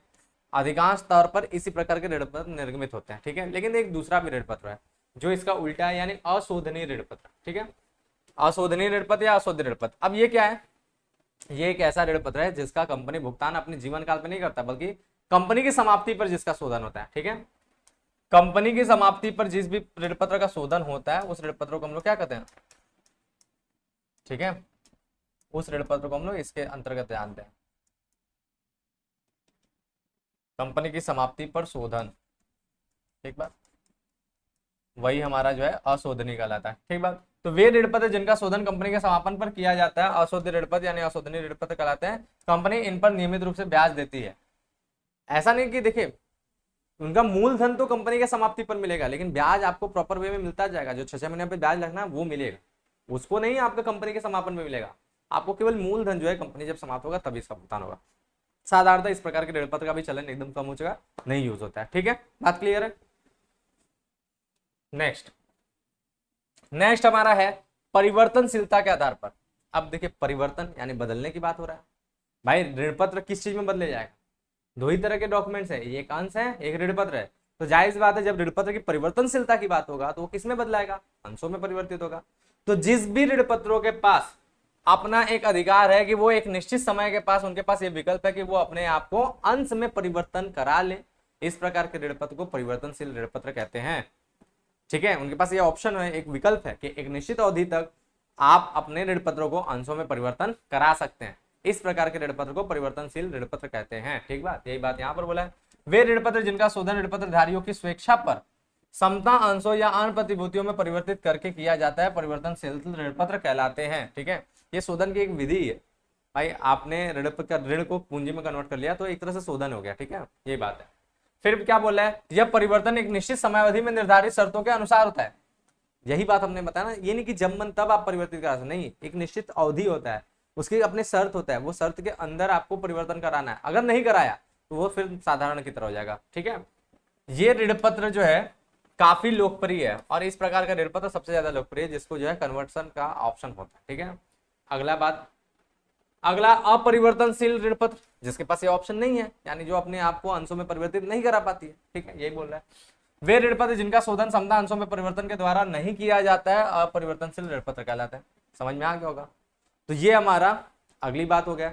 अब नेक्स्ट हम लोग जो है अगला प्रकार देखेंगे, तो कूपन दर यानी ब्याज के आधार पर, है ना बात। कूपन दर को हमने बोला था ना ब्याज होता है, तो कूपन दर यानी ब्याज के आधार पर हमारे कितने प्रकार के होते हैं, तो वही एक बॉन्ड होता है, एक ऋण पत्र होता है। एक जिसपे ब्याज की दर निश्चित होता है, एक जिसपे ब्याज की दर अनिश्चित होता है, यानी निश्चित नहीं होता, ब्याज की दर उसमें होता ही नहीं। तो यही यहाँ पर है। तो देखिए जैसे सबसे पहला बोला विशिष्ट कूपन दर ऋण पत्र। विशिष्ट कूपन दर ऋण पत्र क्या होगा, ध्यान दो। तो देखिए जब ऋण पत्र पूर्व निश्चित ब्याज दर जिसे कूपन दर कहते हैं पर निर्मित किया जाता है तो इसे विशिष्ट कूपन दर ऋण पत्र कहते हैं। यानी एक नॉर्मल ऋण पत्र जिसके ऊपर ब्याज की दर निश्चित होती है कि भाई 12% होगा, 9% होगा, 10% होगा, 8% होगा, वो निश्चित रूप से होता है। तो इस प्रकार के ऋण पत्र को विशिष्ट कूपन दर ऋण पत्र कहते हैं। ठीक है बात। आगे क्या हो रहा है, यह दर निश्चित या चल होती है। समांतर चल दर को बैंक दर से संबंधित कर दिया जाता है। कंपनियों के द्वारा समांतर इस प्रकार के ऋण पत्र ही निर्मित किया जाता है, यानी ऐसा ही ऋण पत्र निर्मित किया जाता है जिसपे ब्याज की दर निश्चित होती है, जिसपे ब्याज की दर लिखा होता है। ठीक है, एक दूसरा होता है जो हमारा वो होता है बॉन्ड होता है। ठीक है, जिसे हम लोग क्या कहते हैं शून्य कूपन दर ऋण पत्र, यानी ब्रैकेट में देखिए बॉन्ड यहाँ पे भी लिख ही दिया। ठीक है, तो ये होता है। इसमें क्या होता है, इसमें ब्याज की दर नहीं तो होता ही नहीं, है ना बात। तो ये बोल रहा है जब ऋण पत्रों पर ब्याज की दर निश्चित नहीं होती है तो इसे शून्य कूपन दर ऋण पत्र यानी बॉन्ड कहते हैं। इनका निर्गमन अत्यधिक कटौती पर किया जाता है। इसके निर्गमन मूल्य तथा अंकित मूल्य का अंतर ऋण पत्रों की अवधि का ब्याज होता है। जो इन दोनों के मूल्यों में अंतर होता है वही ब्याज होता है। ठीक है, तो ये हमारा हो गया क्या, ऋण पत्रों के सारे प्रकार। अब बात करते हैं हम लोग किस चीज का, कि भाई ऋण पत्र और अंश में क्या अंतर है। बहुत इंपॉर्टेंट क्वेश्चन है बोर्ड को लेते हुए। जब भी शॉर्ट क्वेश्चन की बात करते हैं तो ये अक्सर पूछा जाने वाले क्वेश्चन में से है। क्या क्या पूछा जाता है, समता अंश पूर्वाधिकार अंश में अंतर, ये भी बहुत इंपॉर्टेंट है, और ऋण पत्र और अंश में अंतर, ये भी बहुत इंपॉर्टेंट है। ये दोनों बोर्ड के नजर में आपके बहुत इंपॉर्टेंट अंतर माने जाते हैं अकाउंट्स में। तो बढ़िया से इसको समझेंगे, आपको जो है 8 से 10 अंतर ही याद रखने हैं, लेकिन हमने बहुत ढेर सारा अंतर रखा है। आप फटाफट सारी बातों को पढ़ सकते, समझ सकते, बहुत ज्यादा कठिन कुछ नहीं है। जब आपने अंश को अच्छे तरीके से पढ़ लिया, जब आपने ऋणपत्र को बहुत अच्छे तरीके से समझ लिया, आराम से अंतर A to Z आपको समझ में आने वाला है। ठीक बात। जैसे सबसे पहला अंतर के आधार की बात करें तो देखिए क्या है, पूंजी की प्रकृति क्या है। ऋणपत्र कंपनी के उधार ली गई पूंजी है, यानी ऋणपत्र ऋण का प्रमाण पत्र है, और अंश कंपनी के स्वामित्व पूंजी है, यानी अंश जो है वो कैपिटल के समान है, कैपिटल स्वामित्व के लिए होता है, तो ये स्वामित्व पूंजी है, उधार ली गई पूंजी है। ठीक है बात। अगला धारक की स्थिति, ऋणपत्र के धारक कंपनी के लेनदार होते हैं, है ना बात। जाहिर सी बात है, जो लोन देता है वो क्या होता है, वो लेनदार होता है, लेकिन जो पूंजी देगा वो कौन होगा, वो मालिक होगा, स्वामी होगा। तो अंश के धारक कंपनी के क्या होता है, स्वामी होते हैं। ठीक बात। नेक्स्ट प्रतिफल, ऋणपत्र का प्रतिफल उसका ब्याज होता है। भाई जाहिर सी बात है, आप लोन देंगे तो उसके बदले आपको ब्याज मिलता है, लेकिन आप पूंजी लगाएं तो उसके बदले आपको क्या मिलेगा, लाभ मिलेगा, यानी लाभांश। अंश का प्रतिफल उसका लाभांश होता है। ठीक। फिर इसके बाद प्रतिफल का भुगतान, ऋणपत्र पर ब्याज निर्धारित शर्तों के अनुसार दिया जाता है, इसका लाभ से संबंध नहीं होता है। कभी भी यहाँ पर ब्याज का लाभ से कोई संबंध नहीं, हमेशा इसको मिलेगा, लाभ हो या हानि हो, ऋणपत्र पर आपको ब्याज मिलता रहेगा। लेकिन लाभांश कब होगा, जब लाभ होगा तभी आपको लाभांश मिलेगा। ठीक है। अंशों पर लाभांश कंपनी को लाभ होने की स्थिति में ही दिया जाता है, जब लाभ होगा तभी दिया जाएगा, ऐसे नहीं दिया जाएगा। ठीक है। अगली बात देख लो भाई। नेक्स्ट प्रतिफल की दर, ऋणपत्र पर ब्याज की दर पूर्व निश्चितता होती है, पूर्व निश्चित होती है। ठीक है। जो ऋणपत्र है उस पर ब्याज की दर पहले से निश्चित होता है, आपने जाना बॉन्ड को छोड़ करके, लेकिन बॉन्ड में भी पता रहता है भाई निर्गमन मूल्य और अंकित मूल्य। ठीक है। तो यहाँ पर ब्याज निश्चित है, लेकिन अंश पर लाभांश यार उसकी निश्चित नहीं है, सिवाय एक पूर्वाधिकार अंश होता है, उस पर लाभांश की दर निश्चित होती है। लेकिन जनरली हम लोग जब अंश की बात करते हो तो समता अंश के हिसाब से सोचते हैं। ठीक है। तो अंशों पर लाभांश की दर निश्चित नहीं होती। ठीक है। अंश पर लाभांश की दर पूर्ण निश्चित नहीं होती है, यह लाभ की मात्रा पर निर्भर करता है, आप लाभ जितना होता है उस हिसाब से आपको लाभांश मिलता है। फिर क्या, प्रतिफल की निश्चितता, ऋणपत्र में ब्याज की प्राप्ति जो है निश्चित होती है, ऋणपत्र पर हमेशा आपको ब्याज की प्राप्ति होना ही होना, निश्चित रूप से होना है। ठीक है। लेकिन यहाँ पे क्या है, अंश पर लाभांश की प्राप्ति अनिश्चित होती है। क्यों? क्योंकि ये लाभ होगा तभी इसकी प्राप्ति होगा, वो भी अनिश्चित मात्रा से होता है। तो यही बात है। वैसे ये दोनों आपस में सिमिलर पॉइंट ही है, तो इसलिए आपको चाहे तो इसको छोड़ भी सकते हैं। फिर उसका शोधन देख लीजिए। शोधन की बात करें तो ऋणपत्रों का शोधन ऋणपत्र की शर्तों के अनुसार होती है, कंपनी के जीवन काल में भी हो सकता है। समानतः कंपनी के जीवन काल में ही इसका शोधन होता है, कभी कभी अशोधनी की बात करते हैं जो बाद में होता है, लेकिन समानतः ऋणपत्र का जो है शोधन क्या होता है, ऋणपत्र की शर्तों के हिसाब से जीवन काल में ही। ठीक है। अब अगला है अंश पूंजी। अंश का जो है शोधन कब होगा, अंश पूंजी की जो वापसी है वो कंपनी के समापन होती है।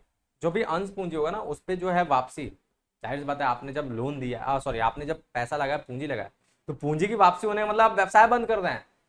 ठीक है। तो जब कंपनी की समाप्ति होती है ना तभी पूंजी की वापसी होती है, तभी अंश का शोधन होता है, वरना नहीं होता। ठीक बात। तो यही यहाँ पर हो गया। अगली बात क्या है, सुरक्षित के हिसाब से, सुरक्षा के हिसाब से, तो साधारणतः ऋणपत्र सुरक्षित होते हैं। हमने बताया ना, जब भी ऋणपत्र की बात होता है जनरली हम लोग सुरक्षित ऋणपत्र की बात करते हैं, लेकिन अंश पे बहुत ज्यादा क्या है, बहुत ज्यादा रिस्क है, और अंश कभी सुरक्षित नहीं होता, उसके पीछे कोई संपत्ति वगैरह नहीं रखा रहता है, तो इसीलिए क्या होता है, अंश असुरक्षित होते हैं ऋणपत्र के हिसाब से अगर तुलना किया जाए। ठीक है। तो ये बात हो गया, ये 8 अंतर हो गए। बाकी अंतर आप यहाँ पे देख सकते हैं जो आपको नोट्स के तौर पे मिल जाएगा, काफी ढेर सारे अंतर यहाँ पर है, आराम से आप पढ़ेंगे तो सारी बातें आपको समझ में आ जाएगा। ठीक है। सारे की पॉइंट्स हमने अंतर बना दिए, टोटल 18 अंतर है। ठीक है। तो ये आप देख सकते हैं, बहुत आराम से सारी चीजों को समझ सकते हैं। ठीक है। ये 18 के 18 अंतर बढ़िया से। अब हम लोग आगे बढ़ते हैं, इसमें हम लोग देखते हैं ऋणपत्रों का निर्गमन। ठीक है, कि ऋणपत्र का निर्गमन जो है किस किस तरीके से होता है, कैसे कैसे होता है, ये सारी बातों को हम लोग देखेंगे, जानेंगे, समझेंगे। ठीक। तो चलो भाई इसको भी देख लेते हैं। देखिए ऋणपत्रों का निर्गमन अगर हम बात करें तो देखिए कंपनी अधिनियम में ऋणपत्रों का निर्गमन पर कोई भी प्रतिबंध नहीं है। जो कंपनी अधिनियम होता है ना उसमें जो ऋणपत्र होता है उसके निर्गमन पे कोई प्रतिबंध नहीं है, आप आराम से उसको निर्गमित करिए। ठीक है। और क्या बोल रहे हैं, ऋणपत्रों के निर्गमन अंशों की भांति सम मूल्य पर, प्रीमियम पर या बट्टे पर किया जा सकता है। यहां पर ये लाइन मत लिखिएगा, अंशों की भांति लिखने की आवश्यकता नहीं है, बस यहां पर लिखिएगा ऋणपत्रों का निर्गमन।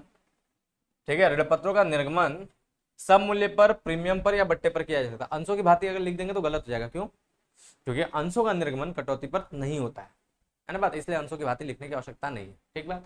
आगे क्या बोल रहे हैं, यदि ऋणपत्र कंपनी की संपत्ति पर कोई प्रभार उत्पन्न करते हैं तो प्रभार उत्पन्न होने के 21 दिन के भीतर प्रभार का ब्यौरा कंपनी रजिस्टर में रजिस्ट्रार के समक्ष प्रस्तुत कर देना चाहिए। ये सारी बातें वैसे इतनी जरूरत नहीं है, आपको बस इतना ही जानने की आवश्यकता है। बाकी आपको ज्ञान के लिए यहाँ पे बातें हमने लिखवा दिया है, लेकिन आपको मुख्य रूप से इतना ही जानना है कि भाई कंपनी में जो ऋण पत्र का निर्गमन होता है वो 3 मूल्य पर होता है। कौन कौन से? सब मूल्य पे, प्रीमियम पे और कटौती पे। अब हम लोग जो है उससे संबंधित जो है लेखा समझेंगे। मुख्य रूप से हम लोग को लेखा समझना है। यहाँ पर देखिए लेखा, ठीक है, जनरल प्रविष्टि कैसे होता है। अब बहुत सिंपल है, एकदम सिमिलर आपका अंश की तरह ही सारा लेखा होता है। यानी यहां भी ध्यान रखेगा, यहां भी सबसे पहले एप्लीकेशन की बात होगी, ठीक है, यहां भी उसके बाद अलॉटमेंट की बात होगी, यहां भी जो है फर्स्ट कॉल होता है, यहां भी जो है सेकंड कॉल होता है, और यहां भी जो है फाइनल कॉल होता है। ठीक है, इस तरीके से इसमें भी सारे वही काम होते हैं जो हमारे अंश में होते हैं, है ना। जैसे अंशों का निर्गमन होता है उसी तरह इसमें भी सारे काम वैसे ही होते हैं। Application, allotment, first call, second call, final call, इस तरह से सारे कॉल्स होते हैं। इसमें भी याचनाएं होते हैं, इसी प्रकार के सारे काम होते हैं। पहले एप्लीकेशन होता है, फिर अलॉटमेंट मांगा जाता है, अलॉटमेंट मिलता है, फर्स्ट कॉल मांगा जाता है, फर्स्ट कॉल मिलता है, सेकंड कॉल मांगा जाता है, सेकंड कॉल मिलता है, और फाइनल कॉल मांगा जाता है, फाइनल कॉल मिलता है। जैसे आपने अंश वाले चैप्टर में पढ़ा, सेम वही घटना यहाँ पे होगा। लिखने में थोड़ा सा बदलाव है। क्या बदलाव है? देखो भाई, वहां पे तो अंश था, तो यहाँ पर क्या है? ऋण पत्र है। यही बदलाव हो जाएगा। जैसे वहां पर जब हम लोग क्या करते थे, हम लोग एप्लीकेशन प्राप्त करते तो एंट्री क्या करते थे? Bank account debit to share application account, ये ना करते थे। यहां पर बदल दो शेयर को डिवेंचर से। यहां पर एप्लीकेशन प्राप्त करेंगे तो क्या एंट्री होगा? Bank account debit to debenture application account. यही सिंपल सी बात है, बड़ा आसान हो गया, है ना बात।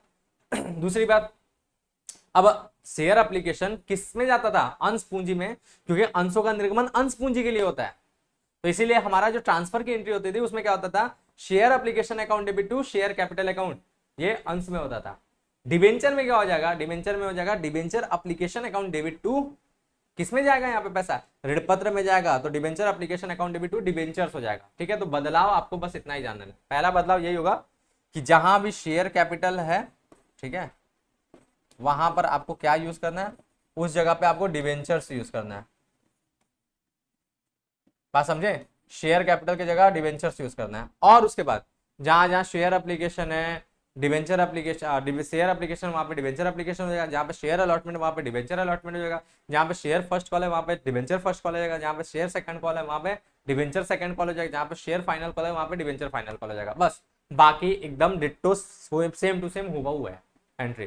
तो फटाफट अब आप यहाँ पे समझ लेंगे, तुरंत आपको याद भी हो जाएगा, देखते ही याद हो जाएगा। ठीक है, जैसे पहला सममूल्य पर निर्गमन की बात करें, ऋण पत्रों के आवेदन या प्रार्थना पत्र की राशि प्राप्त होने पर bank account debit to debenture application account दिख रहा है। ठीक है, जिन आवेदकों को ऋण पत्र आवंटित किए गए हैं उनकी आवेदन राशि ऋण पत्र खाते में हस्तांतरण करनी होती, क्या हो जाएगा? ट्रांसफर वाली entry, debenture application account debit to debentures account. ठीक है, एक बात आपको यहाँ पर और समझना पड़ेगा, इसी नाम के साथ ना आगे परसेंटेज जुड़ा रहेगा, वो प्रतिशत लिखा रहेगा जितना ब्याज की दर का प्रतिशत है।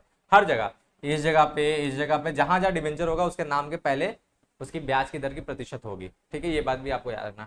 फिर क्या होता है? कभी कभी ओवर सब्सक्रिप्शन होता है, अंशों में होता है, उसी तरह डिबेंचर में भी होता है ओवर सब्सक्रिप्शन। तो वहां पे ऋण पत्र लौटाया भी जा सकता है। जैसे अंशों को रिजेक्ट कर दिया जाता ना, रिफंड किया जाता, उसी तरह यहाँ पर भी रिजेक्ट और रिफंड हो सकता है। तो वही काम होगा। आवेदन ना किए जाने की दशा में आवेदन की राशि वापस करने पर वो क्या हो जाएगा? Debenture application to bank account. जब भी वापस किया जाता है पैसा तो टू बैंक करके वापस किया जाता है ना, वही काम यहाँ पे भी हो रहा है।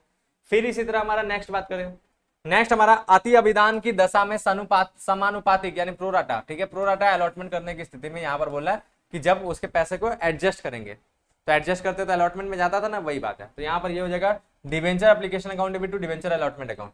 और अगर आगे पैसा चला गया तो टू कॉल्स इन एडवांस भी हो जाएगा। इसमें और ये लाइन भी जोड़ दीजिए, जरूरी नहीं कि हमेशा पैसा आपका आवंटन तक ही एडजस्ट हो, कॉल्स इन एडवांस तक भी जा सकता है। ठीक है, तो ये बात भी हो गया। फिर इसके बाद आपका क्या है? आवंटन दे होने पर, यहाँ से तो आवंटन दे होने पर क्या एंट्री होगा? Debenture allotment account debit to debentures account. यहाँ पे टू गलती से लग गया था। फिर आवंटन प्राप्त होगा तो वैसे ही प्राप्त होगा bank account debit to debenture allotment account. फिर याचना राशि बकाया होने पर, ठीक है, अरे यार बकाया नहीं होगा, यहाँ पे दे होने पर हो जाएगा, क्या लिख दिया है? याचना राशि दे होने पर, यानी यहाँ पर भी बकाया लिखा है क्या? दे होगा, बकाया नहीं, दे मांगने पर या दे होने पर या याचना होने पर, इस तरह से लिखना चाहिए। ठीक है, अब आपका फर्स्ट कॉल जब ड्यू होगा, मांगा जाएगा, तो क्या हो जाएगा? Debenture first and second call. यहाँ पे याचना में जो है ना, फर्स्ट सेकंड सबको ले लिया एक साथ, तो ये बोल रहा है डिबेंचर फर्स्ट कॉल, अगर फर्स्ट कॉल की बात होगा, सेकंड होगा तो सेकंड कॉल की बात होगा, वो डेबिट होगा तो डिबेंचर हो जाएगा। और जब वो प्राप्त होंगे तो क्या हो जाएगा, बैंक अकाउंट डेबिट टू वही जिस भी याचना को प्राप्त करे वो हमारा क्रेडिट हो जाएगा। तो ये एक साथ कर दिया है ना बात। फाइनल कॉल होगा तो फाइनल कॉल का भी इसी तरह से काम हो जाएगा। ठीक, नेक्स्ट बात देख लेते हैं। तो नेक्स्ट यही है कि ऋण पत्रों पर एकमुश्त राशि प्राप्त होने पर हमारे जैसे अंश भी तो एक पूर्णदत्त अंश, पुनर्निर्मित के समय हमने बताया ना कि पूर्णदत्त अंश होते हैं, यानी जिनका पूरा पैसा एक बार में प्राप्त हो जाता है। उसी तरह ऋण पत्र भी पूर्णदत्त होते हैं जिनका पूरा पैसा एक बार में प्राप्त हो जाए, जिसपे इंस्टॉलमेंट ना हो। ठीक है, इस प्रकार के होते हैं। तो अगर इस प्रकार के ऋण पत्र निर्मित होंगे तो bank account debit to debentures करते हुए हम लोग पूरा पैसा इकट्ठा प्राप्त कर लेंगे। ये एंट्री हो जाएगा पूर्णदत्त डिबेंचर के लिए। ठीक है, यानी अगर 100 रुपए का ऋण पत्र है ना तो 100 रुपए इकट्ठे मिल जाएगा। तो bank account debit to debentures direct यही एंट्री होगा, एक एंट्री में पूरा काम खत्म। ठीक है, तो ये बात हो गया। नेक्स्ट अगर हम बात करें तो हमारा ऋण पत्रों का प्रीमियम पर भी निर्गमन होता है। तो जनरली हमारा प्रीमियम हम लोग मानते हैं कि अलॉटमेंट के साथ होता है। वैसे तो प्रीमियम किसी भी याचना के साथ होता है, लेकिन नहीं दिया जाता तो अलॉटमेंट के साथ होता है। तो जिस भी याचना के साथ प्रीमियम होगा, याद रखिए डिबेंचर्स वाली एंट्री में ही उसको यूज करना है, यानी ट्रांसफर वाली एंट्री में, ड्यू वाली एंट्री में, उसी में उसको प्रीमियम को शो करना है। सब में ये नहीं कि एक्सेप्ट वाले, रिसिप्ट वाले एंट्री में मत कर दीजिएगा।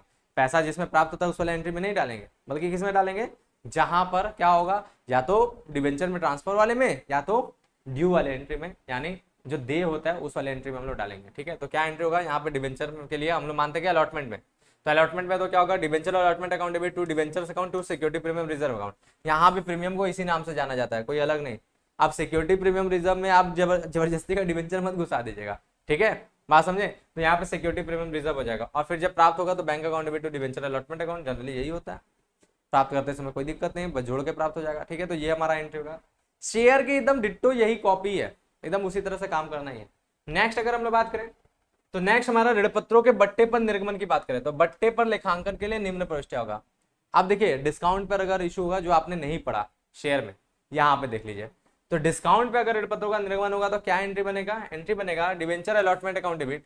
ये बात याद है, कटौती हमेशा अलॉटमेंट पर ही होता है, हमेशा। प्रीमियम किसी भी याचना के साथ होता है लेकिन समानता अलॉटमेंट में होता है, लेकिन कटौती हमेशा अलॉटमेंट के साथ ही होता है। अलॉटमेंट की एंट्री पे ही कटौती को यूज किया जाता है। ठीक है, तो हमारा एंट्री होगा debenture allotment account debit discount on, discount की एक तरह से हानि है ना, जितना पैसा था वो नहीं मिला इसलिए डेबिट किया जाता है। ठीक है, तो discount on issue of debentures account debit to debentures account. ठीक है, ये हमारा यहाँ पे ये एंट्री होगा। और पैसा रिसीव करते समय normal bank account debit to debenture allotment account, बस यहाँ पर क्या होगा, डिस्काउंट वाला माइनस रहेगा, क्योंकि यहाँ पर जब ये रकम इसमें से डिस्काउंट माइनस करने के बाद यहाँ पर ड्यू वाला अमाउंट आता है तो यही पैसा यहाँ पर प्राप्त होता है। तो इस तरीके से हमारा जो है डिस्काउंट की एंट्री होगा। ठीक बात, क्लियर है बढ़िया से। नेक्स्ट बात, नेक्स्ट हमने यहाँ पर एक क्वेश्चन रखा हुआ है, इस क्वेश्चन को देखेंगे जिससे आपको एक जनरल थोड़ा सा अंदाजा हो जाएगा कि भाई किस तरह से हम लोग लेखांकन करते हैं। तो फटाफट क्वेश्चन को देख लीजिए, अपने आप आपको इसको अंदाजा हो जाएगा भाई क्या है, किस तरह से हमारा जो है ये ऋण पत्रों का निर्गमन होता है, इसके बारे में आपको बढ़िया से अंदाजा मिल जाए। देखिए क्या लिखा है, क्वेश्चन बोला है कि एबीसी लिमिटेड ने प्रति ऋण पत्र 100 रुपए के 10,000 12% ऋण पत्र जारी किए। ठीक है, यानी निर्गमित हुआ। तो हमें पता चल गया कि यहाँ पर जो है 10,000 ऋण पत्र जो है ना वो इशूड है। ठीक है, यानी निर्गमित है। और इस डिवेंचर में सबसे बड़ी बात है कि इस डिवेंचर में एक डिवेंचर का दाम कितना है, एक डिवेंचर का दाम है 100 रुपया। ठीक बात, ये बात क्लियर है। और देखिए डिवेंचर के साथ 12% लिखा है ना, यही ब्याज की दर है। तो हमेशा जब भी डिवेंचर की बात होगा उसके साथ ब्याज की दर निश्चित रूप से लिखा रहेगा, जुड़ा रहेगा। ठीक है, आगे क्या बताता है, जिसमें आवेदन पर 30 रुपया और आवंटन पर शेष राशि दी है, यानी बस 2 ही याचना पे पूरा पैसा मांग लिया गया। और हमने आपको ये बताया था ना, जरूरी नहीं कि सारे किस्तों पे हिसाब से हो, सारे किस्त हो। भाई कंपनी का मन होता है कि वो कहां पर पूरी राशि ले ले, वो एक मुश्त भी मांग सकता है, वो केवल अलॉटमेंट भी सारी बातों को खत्म कर सकता है, वो केवल फर्स्ट कॉल पे भी सारी बातों को खत्म कर सकता है, वो केवल सेकंड कॉल पे भी सारी बातों को खत्म कर सकता है, और जो चाह के पूरे याचनाएं करें, यानी अंतिम याचना तक जाए। तो कंपनी के बोर्ड ऑफ डायरेक्टर्स के हिसाब से होता है कि वो किस तरह से याचनाएं करना चाहते हैं। तो यहाँ पर याचनाएं इस तरफ से हुआ है कि भाई अप्लीकेशन पर जो है ना बात, अप्लीकेशन पर 30 रुपया मांगा गया। ठीक है, 30 रुपया अप्लीकेशन का होगा और सारी की सारी शेष राशियां अलॉटमेंट पर हो जाएगा।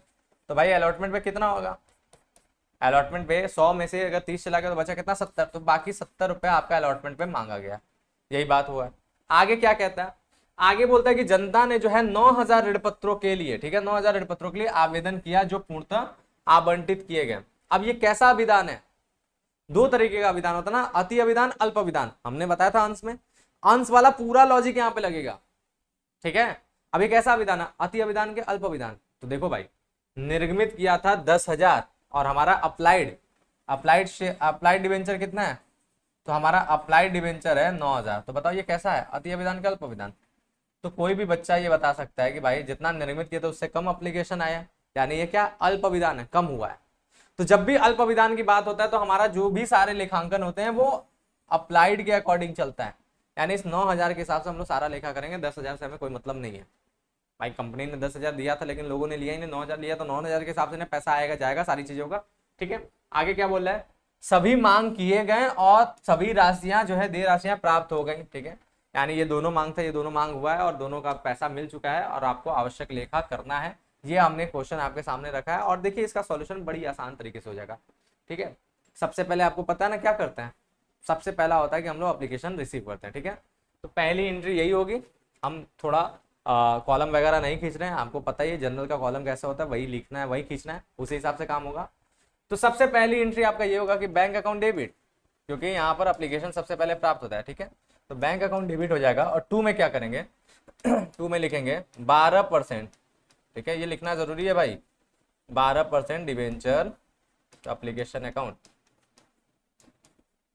Bank account debit to 12% debenture application account, ठीक है। ये हो गया। अमाउंट कैसे जाएगा, अमाउंट हम लोग 9,000 के हिसाब से ले जाएंगे, तो 9,000 गुणे 30, ठीक है। 9,000 गुणे 30 अगर हम लोग एप्लीकेशन देखेंगे तो कितना हो जाएगा, बोलो कितना हो जाएगा।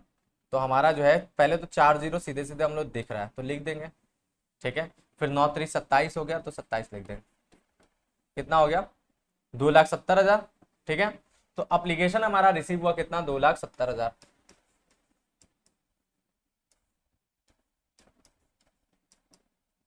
चलो भाई पहला हो गया। दूसरा क्या काम करते हैं, दूसरा इसको ट्रांसफर करते हैं। तो ट्रांसफर करेंगे तो हमारी एंट्री बनेगी 12% डिवेंचर एप्लीकेशन अकाउंट डेबिट, ठीक है। 12% डिवेंचर एप्लीकेशन अकाउंट डेबिट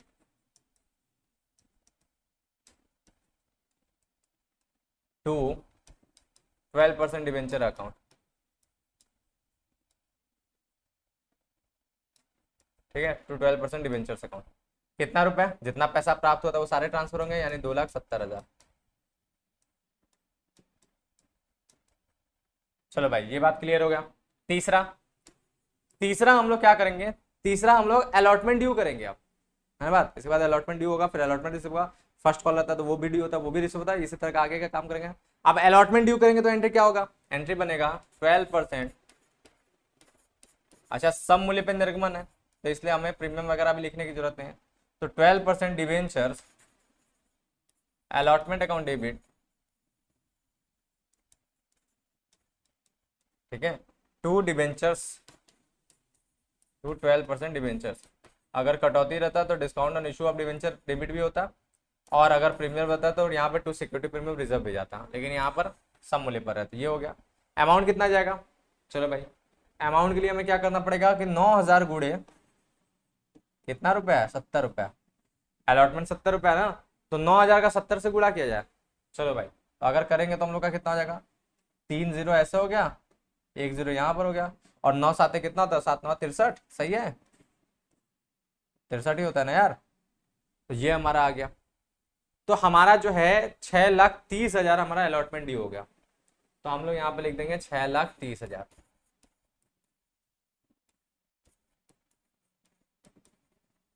6,30,000। बात क्लियर है। फिर इसके बाद क्या करेंगे, फिर इसके बाद हमारी एंट्री होगा बैंक अकाउंट डेबिट रिसीव का, बैंक अकाउंट डेबिट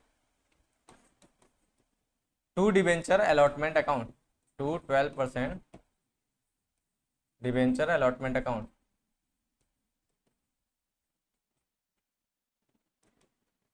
ठीक है। Bank account debit to 12% debenture allotment account, कितना रुपया, पूरा पैसा मिल गया 6,30,000, ठीक है। बाकी रूल्स रेगुलेशन आपको एकदम अंश वाला याद रखिएगा, हम एक सिंपल एग्जांपल दे रहे हैं, आप कोई एग्जांपल नहीं देंगे, इसी से आप समझ सकते हैं कि सिमिलर लग रहा है कि नहीं अंश की तरह। तो अगर अवशिष्ट याचना होगा तो भी वैसे एंट्री होगा, कॉल्स इन एडवांस होगा तो भी वैसे एंट्री होगा, बाकी जितनी परिस्थितियां सारे में एंट्री वैसे ही होगा, अति अभिधान होगा तब भी वैसे एंट्री होगा। बस चेंजेस आप देख लिए, चेंजेस शब्दों का कहां कहां हो रहा है, बस वो शब्द पकड़ लीजिएगा, ऑटोमेटिकली सारी बातें हो जाएगा। तो ये क्वेश्चन सबको समझ में आया बढ़िया से, ठीक है। तो अब हम लोग आगे की चीजों को भी समझते हैं कि इसके बाद हम लोग का क्या देखना है। तो डिवेंचर का आपने एक नॉर्मल से क्वेश्चन से डिवेंचर को इतना समझ लिया, अब थोड़ा डिटेल और आगे बढ़ते हैं। ठीक है, अब डिटेल में आपको थ्योरी पे थ्योरी मिलता जाएगा, केवल एक क्वेश्चन और कराएंगे। सब ये मत सोचिए कि सर और भी क्वेश्चन क्यों नहीं कराया, इसलिए नहीं कराया ना क्योंकि सिमिलर तरीका अंश का, अंश आपने अच्छे तरीके से समझा तो आपको ये अपने आप समझ में आएगा, इसलिए और क्वेश्चन कराने की कोई आवश्यकता नहीं है। अब केवल थ्योरेटिकल बातें हैं, एक क्वेश्चन और कराएंगे जो बोर्ड में जनरली पूछा जाता है, जिसको हमने बोला 70% चांस है बोर्ड में आने का, तो वैसा क्वेश्चन हम आगे आपको लेकर चलेंगे। लेकिन फिलहाल अभी हम लोग और भी कुछ थ्योरी देखते हैं, तो चलिए हम लोग आगे बढ़ते हैं। तो अब अगला है ऋण पत्रों पर अवशिष्ट याचना। अब ये क्या होता है, तो देखो भाई एकदम अवशिष्ट याचना यहां भी वैसे ही होगा जैसे हम लोग अंश में पढ़े थे। ठीक है, यानी जब कंपनी अपने अंशों पर बकाया, जब कंपनी अपने अंशों पर मांग करती थी और जो अंशधारी उस पैसे को दे नहीं पाते थे उसी को अवशिष्ट याचना कहते थे, वो अंशों का अवशिष्ट याचना था। सेम इसी तरह अगर ऋण पत्रों के अवशिष्ट याचना की बात करेंगे तो यहां पर क्या होगा, कंपनी अपने ऋण पत्रधारियों से ऋण पत्रों की मांग करती है, जो ऋण पत्रों के किस्त होता है उनकी मांग करती है, और ऋण पत्रधारियों में से यदि कोई ऋण पत्रधारी उन मांग का पैसा नहीं भुगतान कर पाता तो उसी पैसे को क्या कहते हैं, उसी पैसे को यहां पर ऋण पत्रों का अवशिष्ट याचना कहेंगे। सेम सारी लॉजिक वहां यहां सेम टू सेम है। देख लीजिए यहां पर क्या है, पढ़िए, यदि ऋण पत्रधारी ऋण पत्रों पर मांगी हुई रकम का भुगतान नहीं करते हैं तो ऐसी ना प्राप्त हुई राशि अवशिष्ट राशि कही जाती है। दिख गया।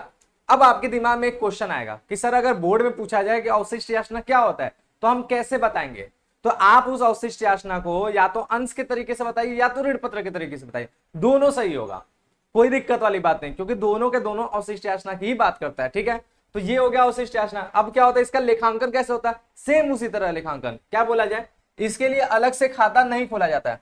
दो तरीके का होता है ना, एक बिना खाता खोले, एक खाता खोल करके, और ज्यादातर कौन सा पॉपुलर है, कौन सा हम लोग करते थे, बिना खाता खोले, यानी हम लोग अवशिष्ट याचना की राशि को माइनस करके चलते थे, जो भी ड्यू अमाउंट होता था उसमें से माइनस करके रिसीव कर लेते। तो यही बात यहां पर बोल रहा है कि इसके लिए अलग से खाता नहीं खोला जाता। अवशिष्ट राशि यदि बाद में प्राप्त हो जाती है तो उस पर ब्याज भी लिया जाता है। ठीक है, अवशिष्ट राशि पे आपको याद है कि उस पर ब्याज भी लगता है। ठीक है, ब्याज भी लिया जाता है, किंतु यह स्मरण रहे कि यदि अवशिष्ट याचना का भुगतान नहीं होता है तो यह अंशों की तरह हरण नहीं किए जा सकते। ये बात हमने बताया था विशेषता में भी कि ऋण पत्र कभी भी जब्त नहीं हो सकते, हरण नहीं हो सकते। वहां पर क्या होता है कि अवशिष्ट याचना अगर का भुगतान नहीं होता था तो हम लोग अंश को हरण कर सकते थे, कंपनी के पास ये ऑप्शन था। यहां पर ये ऑप्शन नहीं है, ऋण पत्र हरण नहीं किए जा सकते, बल्कि ठीक है, बल्कि न्यायालय के माध्यम से बकाया राशि के भुगतान के लिए ऋण पत्रधारी को बाध्य किया जा सकता है। ठीक है, बात समझ में आए, यहां पर ऑप्शन है न्यायालय का सहारा लेना, वहां पर जाकर के आप ऋण पत्रधारी को बाध्य कर सकते हैं कि भैया मेरा पैसा दोगे, लोन दोगे कि नहीं दोगे, ये बात है। लेकिन जब्तीकरण का यहाँ पे सवाल नहीं पैदा होता है। ठीक बात, एंट्री वगैरह सेम वैसे ही होता है, इसलिए हम आगे इस सब का एग्जांपल्स नहीं कराने वाले हैं। अब डायरेक्ट वही एग्जांपल होगा, वही क्वेश्चन होगा जो आपके बोर्ड में जिस तरह के पूछने के चांसेस है। ठीक है, नेक्स्ट क्या है, नेक्स्ट हमारा है ऋण पत्रों पर अग्रिम याचना। अब अग्रिम याचना भी सेम उसी तरह जैसे अंश पे था, जैसे एक होता है बकाया जो ऋण पत्रधारी मांगने पर नहीं दे पाते, उसी तरह होता है एक अग्रिम याचना। इसमें क्या होता है, इसमें कंपनी जहां तक मांगा रहता है उसके आगे का भी अंशधारी भुगतान कर देता है ना बात, वो हो जाता था अग्रिम याचना। सेम यहां पर ऋण पत्रधारियों में भी समझ लीजिए, ऋण पत्रधारियों का अग्रिम याचना में यही होगा कि अगर ऋण पत्रधारियों से जो किस्त मांगा जाता है, अब ऋण पत्रधारी क्या करता है कि उस किस्त के साथ साथ उसके आगे की भी किस्तों का भुगतान कर देते हैं, तो यही पैसा हमारा क्या होता है, अग्रिम याचना कहलाता है। यही बात यहां पर लिखा है, देखो क्या लिखा है, बोला है ऋण पत्रों पर अग्रिम याचना प्राप्त होने पर उसे आगे से प्राप्त होने वाली धनराशि में समायोजित कर लिया जाता है। अग्रिम प्राप्त धनराशि को अग्रिम याचना खाते में क्रेडिट किया जाता है यदि कंपनी के अंतर नियम में प्रावधान हो और संचालक मंडल चाहे तो अग्रिम प्राप्ति पर ब्याज भी दिया जा सकता है। ठीक बात, क्लियर है। तो देखो यहां पर एक प्रॉब्लम है, यहां पर ऋण पत्र पर अग्रिम याचना का डेफिनेशन ही नहीं बताया, डायरेक्ट उसका प्रोसेस बताया कि उसका लेखांकन कैसे होता है। तो आपको डेफिनेशन आपको पता है क्या करना होगा, आप इस तरह से बोलेंगे कि यदि कंपनी अपने ऋण पत्रधारी से किसी याचना की मांग करता है और ऋण पत्रधारी उस याचना के पैसे के साथ साथ आने वाली भविष्य की याचनाओं का भी भुगतान कर देता है, तो ऐसे भविष्य के भुगतान को ही क्या कहते हैं, अग्रिम याचना कहते हैं। ठीक बात, उसके बाद आप ये लाइन भी जोड़ सकते हैं, तो ये कंप्लीट आपका डेफिनेशन बन जाएगा। बात क्लियर है, तो ये अग्रिम याचना हो गया, और इसका भी लेखा एकदम अंश की तरह होगा, वही कॉल नहीं एडवांस करते हुए। ठीक है, जब मिलता है तो क्रेडिट कर देते हैं और जब एडजस्ट होता है तो डेबिट कर देते हैं। सेम उसी तरह इसका भी लेखांकन होगा। फिर अगली बात अगर हम लोग करें तो अगली बात होता है ऋणपत्र सहायक प्रतिभूति के रूप में। ठीक है, ये बात एकदम इंपॉर्टेंट, इसको समझिए बात। अब देखो, एक तो हम लोग जानते हैं कि ऋणपत्र खुद ही लोन होता है ना बात। ऋणपत्र लोन होता है कि नहीं भाई? अगर हम कंपनी ऋणपत्र इशू करता है तो उस पे अंशदाता, जब जनता जब उस ऋणपत्र को खरीदता है तो ऋणपत्रधारी बन जाता है, और वो ये बन जाता है कि उसने कंपनी को ऋण दिया है, उसने कंपनी को लोन दिया है, इस प्रकार का। लेकिन अब इस ऋणपत्र का भी एक जो है अलग प्रोस्पेक्टिव है, मतलब इस ऋणपत्र का भी एक अलग पक्ष है ना बात। उसमें आपको थोड़ा सा ये देखना पड़ेगा कि हमारा जो ऋणपत्र है ना, वो खुद एक मॉर्टेज की तरह, एक बंधक की तरह, एक गिरवी की तरह प्रयोग किया जाता है। जैसे आपने एक पढ़ा बंधक सहित ऋणपत्र, जिसमें क्या होता है, जिसमें आपके ऋणपत्र के पीछे संपत्ति रखा रहता है। ठीक है, वो मेन संपत्ति, वो मेन गिरवी हो गया। लेकिन अब क्या होगा, आपको बैंक से लोन लेना है ना, तो आप अपने उसी बंधक सहित ऋणपत्र को ले जाकर गिरवी रख दोगे और बैंक वाला से लोन लोगे। समझ रहे हैं? यानी ऋणपत्र इशू नहीं कर रहे हैं, बल्कि ऋणपत्र को हम लोग गिरवी रख रहे हैं। तो इसी प्रकार के गिरवी को हम लोग क्या कहते हैं, मॉर्टेज, मतलब हमारा क्या कहते हैं इसको, मतलब कोलैटरल सिक्योरिटी, यानी सहायक प्रतिभूति के रूप में। बात समझे? सहायक प्रतिभूति के रूप में हम लोग कहते हैं। बात क्लियर है? क्योंकि खुद वो प्रतिभूति नहीं, वो सहायता प्रदान कर रहा है, क्योंकि उसके पीछे एक संपत्ति रखा हुआ है। तो यही चीज है कि आप लोन लेने के लिए जब अपने ऋणपत्र को गिरवी रख देते हैं, बल्कि इशू नहीं किए हैं, आप उसको ऋणपत्रधारी नहीं बनाए, बल्कि केवल गिरवी रखे हैं, तो ये हमारा क्या है, ये ऋणपत्र का निर्गमन कैसा कहलाता है, सहायक प्रतिभूति के रूप में निर्गमन। यदि कंपनी बैंक से लिए गए उस ऋण का भुगतान नहीं कर पाता है, तो बैंक के पास ये अधिकार है कि वो ऋणपत्र का मालिक हो जाएगा, यानी वो ऋणपत्रधारी हो जाएगा। अब बैंक चाहे तो ऋणपत्रधारी बनकर के काम कर सकता है, या बैंक चाहे तो उस ऋणपत्र के पीछे जो संपत्ति रखी गई है उस संपत्ति को बेच करके अपना भुगतान करवा सकता है। ठीक बात? तो इसी को कहते हैं ऋणपत्र का सहायक प्रतिभूति के रूप में निर्गमन। अब इस चीज को पढ़िए, आपको और अच्छे तरीके से समझ में आ जाएगा। लिखा क्या है, यदि कोई कंपनी किसी ऋण को लेने के लिए अपने ऋणपत्रों को मुख्य प्रतिभूति के साथ साथ सहायक प्रतिभूति के रूप में दे देती है, तो इसका आशय होता है कि जब निश्चित समय पर ऋणदाता को कंपनी द्वारा उसकी राशि नहीं लौटाई जाएगी, तब इन ऋणपत्रों को बेचकर अपनी राशि लेने का अधिकार ऋणदाता को हो जाता है। ठीक है, समझ में आया? क्योंकि वही इसका जो है गिरवी हो जाता है। इसके विपरीत यदि निश्चित समय पर उसके द्वारा दिए गए ऋण का भुगतान कंपनी द्वारा कर दिया जाता है, तो ऋणपत्र कंपनी को वापस मिल जाएगा। अगर मान लीजिए ऋण का भुगतान हो गया, तो क्योंकि वो गिरवी था, वापस कर देगा। भाई गिरवी सामान क्या होता है, आप तभी तक न रखते जब तक आपने लोन आपका नहीं मिला है। जैसे लोन का रकम मिल जाता तो आप वापस करते, तो वही बात यहाँ पर होता है। ठीक है, अब क्या बोला है, इस प्रकार के ऋणपत्रों के खातों को दो प्रकार से दिखाया जाता है। ऐसे जब ऋणपत्रों का निर्गमन होता है ना, तो उसका लेखांकन दो तरीके से होता है। पहला, बिना खाता खोले। ठीक है, पहला ये तरीका है जिसमें हम लोग इसके लिए कुछ भी नहीं शो करेंगे, कहीं भी नहीं शो करेंगे। ठीक है, तो बोल रहा है प्रथम विधि। प्रथम विधि में आपका क्या बोला है कि इस विधि के अंतर्गत कोई प्रविष्टि नहीं की जाएगी, केवल लोन लेने का प्रविष्टि किया जाएगा। ठीक है, और जब लोन लेने की जब एंट्री करेंगे, उसी के नरेशन में लिख देंगे कि यहाँ पे डिबेंचर एज कोलेटरल सिक्योरिटी इतने रुपए का रखा गया, नरेशन में शो कर देंगे, है ना बात। और कोई अलग से कोई लेखा नहीं करेंगे डिबेंचर के लिए कि डिबेंचर का क्या हो रहा है, कहाँ आ रहा है, कहाँ से जा रहा है, ऐसा कुछ नहीं। केवल ये एंट्री करेंगे, bank account debit to bank loan, बस एक लोन की एंट्री करेंगे, और डिबेंचर के लिए कोई लेखा नहीं करेंगे। तो यही बोला है कि इस विधि के अंतर्गत कोई प्रविष्टि नहीं की जाएगी, केवल स्थिति विवरण में यानी बैलेंस शीट में, ठीक है, कि मतलब चिट्ठे के दायित्व में ऋण के नीचे टिप्पणी के रूप में यह उल्लेख किया जाता है कि यह ऋण आनुषंगिक प्रतिभूति के रूप में ऋणपत्रों के निर्गमन द्वारा सुरक्षित है। उसमें बस बैलेंस शीट में शो कर दिया जाता है लोन के नीचे कि भैया इतना लोन जो है कोलेटरल सिक्योरिटी के तौर पे लिया गया, डिबेंचर इसके पीछे रखा गया। जैसे यहाँ पे बैलेंस शीट बना के दिया है, देखिए कैपिटल एंड लायबिलिटी में सिक्योर्ड लोन के अंदर ये चीज दिखाया जाता है। लिखेंगे loan form bankers collateral security by the issue of 20,000 debenture. कितना लोन लिया है? 15,000 लोन ले लिया। अब आप सोचेंगे 15,000 लोन लिया लेकिन 20,000 का डिबेंचर रखा, ये क्या मतलब है? तो देखो भाई, आपको पता है ना कि जितने भी अमाउंट का आप गिरवी रखते हैं उससे कम ही लोन दिया जाता है, बीच में मार्जिन रखा जाता है। क्यों? क्योंकि मार्जिन नहीं रखेंगे तो फिर क्या होगा, लॉस होने का चांसेस होता है ना बात। तो हमेशा क्या होता है, जितने भी वैल्यू का आप गिरवी रखते हैं उससे कम वैल्यू ही आपको क्या मिलता है, लोन में मिलता है। तो जैसे यहाँ पे 20,000 का डिबेंचर रखा तो इसे केवल 15,000 रुपए लोन में मिला है। तो ये पहला विधि हो गया। दूसरा विधि में क्या होता है कि यहाँ पर एंट्री करके शो किया जाता है, ठीक है, एंट्री करके यहाँ पे दिखाया जाता है। तो वो क्या होता है द्वितीय विधि में, तो द्वितीय विधि में पहली एंट्री तो सेम टू सेम होगा लोन लेने का, bank account debit to bank loan, ये तो होगा ही क्योंकि लोन लिया जा रहा है। दूसरा एंट्री होगा आपका डिबेंचर के लिए, वो क्या हो जाएगा, वो हो जाएगा debenture suspense account debit to debentures account. अब डिवेंचर सस्पेंस क्यों, क्योंकि सस्पेंस बना हुआ है, ये डिवेंचर बनेगा कि नहीं बनेगा, इसलिए एंट्री बनाने का तरीका ये होता है debenture suspense account debit to debentures account. और जब बैलेंस शीट में आप शो करते हैं डिवेंचर्स में, तो डिवेंचर्स में लिख देते हैं जितने का डिवेंचर है उसी में से माइनस भी कर देते हैं डिवेंचर सस्पेंस को, और इसीलिए प्लस माइनस करके ये जीरो हो जाता है ना बात। यहाँ पे ये वाला डिवेंचर में डाल दिया जाता है, डिवेंचर सस्पेंस माइनस कर दिया तो इसका इंपैक्ट जीरो पड़ता है। इसी वजह से यहाँ पर क्या है, एंट्री नहीं करने का भी बात कर रहा है, क्योंकि एंट्री ना करना भी वही बात हो रहा है, क्योंकि क्या है मेन इसका प्रभाव जीरो ही पड़ेगा, तो यहाँ भी वही विधि है। तो ये दोनों तरीके से किया जा सकता है, आप दोनों में से किसी भी तरीके से कर सकते हैं। तो यहाँ बोला यदि ऋण पत्रों के निर्गमन पे बहियों में लेखा करना हो तो निम्न प्रविष्टियां की जाती है, और ये प्रविष्टि हो जाएगा। और फिर इसे शो करने के लिए आपको यही करना पड़ेगा, पहले तो इस तरह से आप लिख दोगे भाई, पहले तो ये तो शो करोगे, इसी के नीचे आप डिवेंचर अलग से डाल दोगे जितने का डिवेंचर हुआ, और फिर माइनस कर दोगे डिवेंचर सस्पेंस, और दोनों माइनस करके जीरो अंदर डाल दोगे, है ना बात। तो दो तरीका होता है इसी बैलेंस शीट में, आगे अगर इस वाले तरीके से करो तो जुड़ जाएगा ये बात। डिवेंचर लिखेंगे माइनस डिवेंचर सस्पेंस, दोनों माइनस होकर बैलेंस में हमारा क्या होगा, जीरो हो जाएगा। ठीक है, तो ये दो तरीके हो गए। नेक्स्ट बात, नेक्स्ट हमारा क्या है, इसमें एक बात बताया, ध्यान से देखो क्या बोला है कि ऋणपत्र उचंद खाते को आर्थिक चिट्ठे में संपत्ति पक्ष में तथा ऋणपत्र खाते को दायित्व पक्ष में दिखाया जाएगा।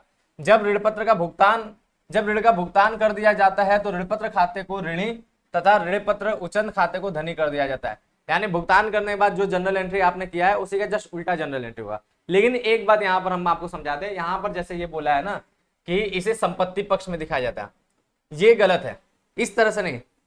वैसे ये भी तरीका है कि आप संपत्ति की तरफ दिखा सकते हैं, ये गलत पूरी तरह से नहीं है, मतलब ये भी किया जा सकता है।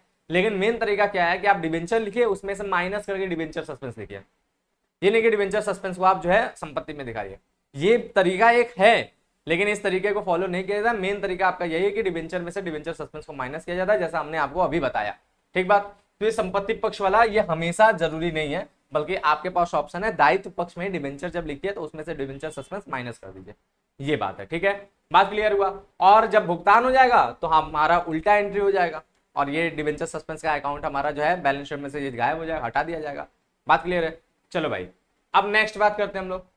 नेक्स्ट हमारा आता है कि रोकड़ के अतिरिक्त किसी अन्य प्रतिफल के लिए ऋण पत्रों का निर्गमन।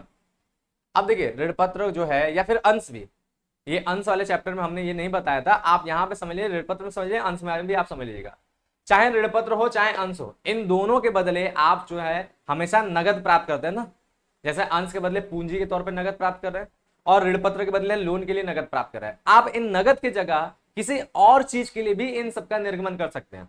किसी और चीज के लिए मतलब आप चाहे बिजनेस खरीदने के लिए कर सकते हैं, आप चाहे संपत्ति खरीदने के लिए कर सकते हैं, है ना बात। जरूरी नहीं कि इसके बदले नगद ही आपको मिले, चाहे अंश की बात करें चाहे ऋण पत्र की बात करें, दोनों में। तो ये कैसे होगा, इसके भी हम लोग सीख लेते हैं। यहां पर देख लीजिए, बोला यदि कोई कंपनी किसी विक्रेता के किसी संपत्ति का क्रय करती है और क्रय मूल्य का भुगतान करने के लिए अपने ऋण पत्र निर्गमन करती है, तो इसे रोकड़ के अतिरिक्त किसी अन्य प्रतिफल के बदले ऋण पत्रों का निर्गमन कहा जाता है। विक्रेता को यह ऋण पत्र सम मूल्य पर, प्रीमियम पर या कटौती पर निर्मित किए जाते हैं। इसके लिए निम्न प्रविष्टियां होती है। बात क्लियर है। संपत्ति खरीदा है, उसका भुगतान किससे करेंगे, ऋण पत्र से करेंगे। और इसके लिए तीनों मूल्य पे कैसे कैसे निर्गमन होता है ये देख लीजिए। तो देखिए पहला, अच्छा जब भी होगा तो याद रखिए पूर्णदत्त होगा।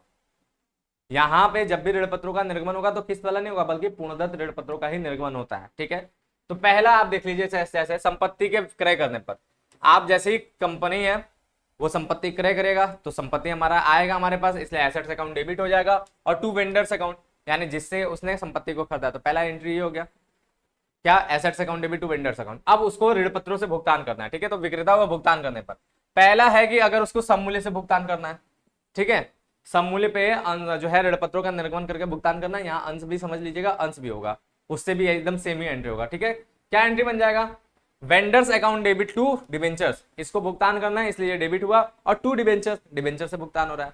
अगर अंश सम मूल्य पे हुआ रहता तो यहाँ पर हो जाता टू शेयर कैपिटल हो जाता। बात समझ रहे हैं ना। तो इस तरह से हमारा सम मूल्य पे निर्गमन हो जाता है। अगर यहाँ पर हमें जो है 40,000 का भुगतान करना होता, ठीक है, मान लीजिए 40,000 का इसने संपत्ति लिया है, तो यहाँ भी क्या होता है 40,000 से पेमेंट कर लेते हैं। बात समझ रहे हैं, 40,000 से हमारा जो है पेमेंट हो जाता है। और मान लीजिए एक ऋण पत्र अगर 100 रुपए का है, तो हमने कितने ऋण पत्र इशू किए, इसके लिए कितने ऋण पत्र इशू किए, 40,000 के लिए, तो 100 रुपए का, तो हम लोग कितने करेंगे भाई, यहाँ पे हम लोग 400 ऋण पत्र इशू किए, तो हमारा 40,000 का भुगतान हो गया, 100 रुपए वाले 400 ऋण पत्र। ठीक है, अगली बात, अगली बात, अगर ऋण पत्रों का प्रीमियम पर निर्गमित किया जाए तो एंट्री क्या होगा, vendors account debit to debentures account to security premium reserve account. इस तरीके से हमारा जो है प्रीमियम वाला पेमेंट होगा।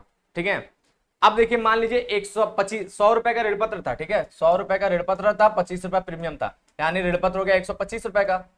तो अब हमें पता करना पड़ेगा कितने ऋण पत्र इसके लिए निर्गमित होंगे। तो देखिए कैसे अमाउंट जाएगा, हमने माना कि संपत्ति हमारा 40,000 है, तो 40,000 बटे में 125 कर दिया। ठीक है, 25 पाँचे 125 हो गया, और अगर हम लोग 25 से इसको कट करेंगे तो हमारा कितना हो जाएगा, 25 से कम 25, और यहाँ पर हो गया हमारा 15 और 150। ठीक है, तो 25 चौके 100, 25 छक्का 150, 1600 हो गया। ठीक है, 16 को 100 को अगर 5 से कट करेंगे तो कितना होगा, 5 तिया 15, 5 दूना के 10, 0, 320 ऋण पत्र हम लोग इसके लिए रीइशू करेंगे। ठीक है, मतलब इशू करेंगे, रीइशू नहीं, 300, तो 320। तो यहाँ पर हमारा तो भाई बिल्डर्स को 40,000 देना, तो 40,000 हो गया। ठीक है, अब डिवेंचर्स में कितना जाएगा, तो डिवेंचर्स में जाएगा 320 गुणे 100, यानी यहां पर जाएगा 32,000। ठीक बात, और प्रीमियम में कितना जाएगा, 320 गुणे 25 प्रीमियम वाला। ठीक है, यानी कितना जाएगा, 8,000। इस तरह से इसका भुगतान होगा। शेयर होता है तो यहां पर क्या हो जाता है, बस डिवेंचर्स की जगह शेयर कैपिटल हो जाता है। ठीक है, प्रीमियम वाला। अब शेयर का कटौती पे नहीं होता है, तो यहां पर हम लोग कटौती वाला डिवेंचर में देख लेते हैं कि उसके लिए कैसा होगा। तो देखिए, अगर हमारा ऋण पत्रों को कटौती पर निर्मित किया गया तो फिर कैसे लिखा होगा, तो यहां लिखा होगा vendors account debit discount on issue और debentures account debit to debentures account. यहाँ पे प्रीमियम नहीं होगा, टू डिवेंचर्स अकाउंट। ठीक है, बात क्लियर है। Vendors account debit debentures on issue discount on, यार डिस्काउंट हो गया यार, टाइपिंग मिस्टेक है बहुत ज्यादा। Vendors account debit discount on issue of debentures account debit to debentures account, ये हमारा एंट्री हो गया। अब यहां पर मान लीजिए कि हमारा 10 रुपए कटौती पे निर्गमन हुआ ना, मान लीजिए 20 रुपए कटौती पे निर्गमन हुआ। ठीक है, तो कितना डिवेंचर निकलेगा, 40,000 था, 20 रुपए कटौती पे, यानी 100 का डिवेंचर था, 20 रुपए कटौती हो गया तो कितना हो गया, 80 रुपए। 80 रुपए का डिवेंचर हो गया तो 80 से हम लोग डिवाइड कर देंगे, 0 से 0 कट गया, और 8 5 40, यानी 500 आ गया। 500 ऋण पत्रों का निर्गमन यहाँ पर होगा। तो 500, तो यहाँ पे हमें भुगतान तो भाई 40 रुपए 40,000 करना है, भुगतान 40,000 करना है। अब 500 ऋण पत्रों का निर्गमन करें तो 500 गुणे 20 कटौती का कितना आ जाएगा, 500 गुणे 20 करेंगे तो हम लोग का 10,000 आएगा, 10,000 इसमें आ गया। और फिर 500 गुणे 80 कर देंगे तो कितना होगा, 8 5 40। ठीक है, एक सेकेंड, 500 गुणे 500 ही आया था ना यार, हाँ 500 गुणे 20, तो 5 दूना के 10 और 3 0। ठीक है, 10,000। और फिर 500 गुणे कितना करेंगे, 500 गुणे 100 करेंगे, यार हम 80 बोले थे ना, 500 गुणे 100 डिवेंचर का मूल्य से करेंगे ना, 500 गुणे 100 करेंगे तो हमारा कितना आ जाएगा, 50,000। ठीक है, तो 50,000 यहाँ पर हो जाएगा। ठीक, ये बात हो गया। इस तरीके से इसका जो है हम लोग एंट्री कर लेंगे। ठीक है, क्लियर हो गया। तो यहां तक हम लोग इस तरह से समझ लिए। अभी ये क्वेश्चन आएगा ना तो ऑटोमेटिकली आपको समझ में आएगा, क्योंकि हमने यहाँ पे अमाउंट के जरिए आपको समझा दिया कैसे कैसे आपको सॉल्व करना। तो ये अपने किताब से आप लोग इन सब चीजों का होमवर्क पे प्रैक्टिस कर लीजिएगा, क्योंकि ये वन शॉट है। अगर हम एक एक क्वेश्चन कराने लगेंगे ना इस तरह के तो बहुत लंबा हो जाएगा, इसलिए हम डिटेल में आपको समझा दे रहे हैं। अपने अपने किताबों से पकड़ करके एक दो ऐसे एग्जाम्पल्स आप देख लीजिए, होगा ये एक ही दो एग्जाम्पल होगा, उससे ज्यादा नहीं होगा। देख लीजिए, सॉल्व कर लीजिए, आपको समझ में आ जाएगा। ठीक बात। अब आगे बात करते हैं। अब आगे होता है शोधन की शर्तों के अंतर्गत ऋण पत्रों का निर्गमन। यही आपके बोर्ड का इंपॉर्टेंट क्वेश्चन है, और इसी टाइप का क्वेश्चन हमने बोला ना कि 70% चांस है कि आपके बोर्ड में यही क्वेश्चन है। ठीक है, इसी टाइप का इसका न्यूमेरिकल आता है। ठीक है, अब ये न्यूमेरिकल समझना आपको बहुत ज्यादा जरूरी है, सीखना बहुत ज्यादा जरूरी है। बढ़िया से सीखिएगा, यही आपका वो इंपॉर्टेंट चीज है जिसका हम इंतजार करते हैं, जिसको हमें बताना है। ये एकदम फिक्स है कि आपके एग्जाम में आना ही आना है। ठीक है, चलो भाई देखिए, तो लिखा है कंपनी समांतर ऋण पत्रों के निर्गमन के समय ही ऋण पत्रों के शोधन की तिथि को उसके शोधन की शर्तों का उल्लेख ऋण पत्रों को कर देती है, ऋण पत्र धारियों को कर देती है। यहां पर हो जाएगा, ठीक है, यहां पर क्या हो जाएगा, ऋण पत्र धारियों, ऋण पत्रों पर कर देती है। हाँ चलो ये भी ठीक है, ऋण पत्रों पर कर देती है, यानी ऋण पत्र को ऊपर कर देती है। बात क्लियर है। फिर क्या है, ऋण पत्रों का शोधन सममूल्य या अधिमूल्य पर हो सकता है, बट्टा पर कदापि शोधन नहीं किया जा सकता। अच्छा, लेकिन कुछ किताबों में बट्टा पे भी शोधन देता है, ये गलत है ना बात। आप खुद ही सोचिए, आप किसी व्यक्ति से लोन ले रहे हैं तो क्या उसको जब पैसा का भुगतान करेंगे तो उससे कम भुगतान करेंगे क्या, नहीं ना। इसीलिए ऋण पत्रों का शोधन, शोधन का मतलब उनके पैसे को वापस करना, वो कभी कटौती पर नहीं होगा, लेकिन हाँ सब मूल्य पर हो सकता है और प्रीमियम पर हो सकता है। ठीक है, इन दोनों जगहों पे हो सकता है। लेकिन निर्गमन क्या होता है, तो यहां पर समझिए, हम लोग समझ गए कि जो निर्गमन है ऋण पत्रों का वो 3 मूल्य पर हो गया। निर्गमन जो है वो 3 मूल्य पर हो गया। वो कौन कौन सा, एक हो गया सम मूल्य पर, ठीक है, दूसरा हो गया प्रीमियम पर, और तीसरा हो गया कटौती पर, ठीक है, ये हो गया। तो हम लोग यहाँ पे निर्गमन को जो है ये 3 मूल्यों पर जान गए, लेकिन जो शोधन होगा, ठीक है, जो शोधन होगा वो कितने मूल्य पर होगा? तो शोधन हमेशा 2 मूल्य पर होगा, या तो सम मूल्य पर होगा या फिर प्रीमियम पर होगा, कटौती पर शोधन नहीं हो सकता, ठीक है, बात समझ में आया? तो इसी वजह से जो हमारा शोधन की शर्तों पे ऋण पत्रों का निर्गमन है, इसके लिए लेखांकन जो होगा टोटल वो कितने कंडीशन बन पाएंगे? तो टोटल वो 6 कंडीशन बन पाएंगे। कैसे? 3 गुणे 2 यानी 6 कंडीशन बन पाएंगे। अब कैसे वो 6 कंडीशन हो गए यहीं पे समझ लीजिए। देखो भाई, 6 कंडीशन के तौर पे अगर आपको समझना है तो सबसे पहला सम मूल्य पे निर्गमन, सम मूल्य पर शोधन, ये पहला कंडीशन, सम मूल्य पे निर्गमन, सम मूल्य पर शोधन। दूसरा कंडीशन सम मूल्य पे निर्गमन, प्रीमियम पर शोधन, ये दूसरा कंडीशन हुआ, ठीक बात। अगला तीसरा कंडीशन प्रीमियम पे निर्गमन, सम मूल्य पर शोधन, ठीक है। चौथा कंडीशन प्रीमियम पे निर्गमन, प्रीमियम पर शोधन, बात समझे? 4 हो गया। फिर पांचवा कंडीशन कटौती पर निर्गमन, सम मूल्य पे शोधन। अगला कटौती पे निर्गमन, प्रीमियम पर शोधन, बात समझे?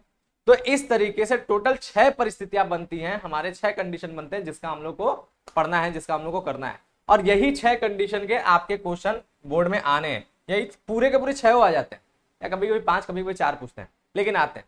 अब इसी चीज को देखिए कि कैसे होते हैं, किस प्रकार से होता है। चलो भाई, तो देखो पहला यहां पर हो गया कि ऋणपत्रों के निर्गमन की संभावनाओं और शोधन की शर्तों के आधार पर समांतर निम्नलिखित स्थितियां व्यवहार में हैं। अब ये स्थितियां हो गया, पहला बोल रहा है क्या? जब ऋणपत्रों का निर्गमन सम मूल्य पर हो और शोधन सम मूल्य पर हो। पहला कंडीशन में बताया था ना, सम मूल्य पर निर्गमन, सम मूल्य पर शोधन।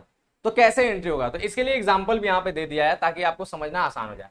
बोल रहा है उदाहरण के लिए 100 रुपए मूल्य का एक ऋणपत्र सम मूल्य पर अर्थात 100 रुपए पर निर्गमन किया गया है और इसका शोधन भी सम मूल्य अर्थात 100 रुपए पर ही किया जाए तो इसकी प्रविष्टियां अग्र प्रकार से होगी। ये एंट्री हो जाएगा। उसके लिए क्या एंट्री होगा? सब ऋणपत्रों के निर्गमन की एंट्री यहाँ पर होगा, bank account debit to debentures application and allotment account, ठीक है। अच्छा, अभी ये समझ लीजिएगा, 2 एंट्री यहाँ पर होगा। निर्गमन पे एंट्री हो जाएगा हमारा सम मूल्य पे निर्गमन के लिए क्या हो जाएगा? Bank account debit to debenture application allotment account 100 रुपया, ये एक साथ नाम लिखा जाएगा, ठीक है, क्योंकि यहाँ पर हम लोग मानते हैं कि एप्लीकेशन अलॉटमेंट इकट्ठा पूर्णदत्त अंश है ना, और सॉरी पूर्णदत्त ऋण पत्र है ना, इकट्ठा पैसा आ रहा है, तो इसलिए debenture application allotment account use करेंगे, ठीक है। और फिर इसी को हम लोग क्या करेंगे? डिबेंचर में ट्रांसफर कर देंगे, तो हमारा दूसरा एंट्री बन जाएगा क्या? Debenture application allotment account debit to debentures account हो जाएगा। ये हमारा दूसरा एंट्री बन जाएगा, ठीक है। अब देखिए, ये मेन तरीका यही है, लेकिन हम आपको बता दे रहे हैं किसके हिसाब से, जो स्टेट बोर्ड वाले हैं, खासकर यूपी बोर्ड में एक शॉर्टकट एंट्री चलता है, और आगे चल के आप ग्रेजुएशन में भी जाएंगे तो वही एंट्री ज्यादातर फॉलो होता है, ठीक है। ग्रेजुएशन में भी वो शॉर्टकट एंट्री क्या है कि आप अगर इन दोनों एंट्री को देखेंगे तो पहली एंट्री में क्या हो रहा है? Bank account debit to debenture application allotment account, ये क्रेडिट में है ना, डिबेंचर एप्लीकेशन अलॉटमेंट अकाउंट। और दूसरी एंट्री में आप देखेंगे निर्गमन वाले पे, तो debenture application allotment account debit हो जा रहा है, टू डिबेंचर्स अकाउंट हो जा रहा है।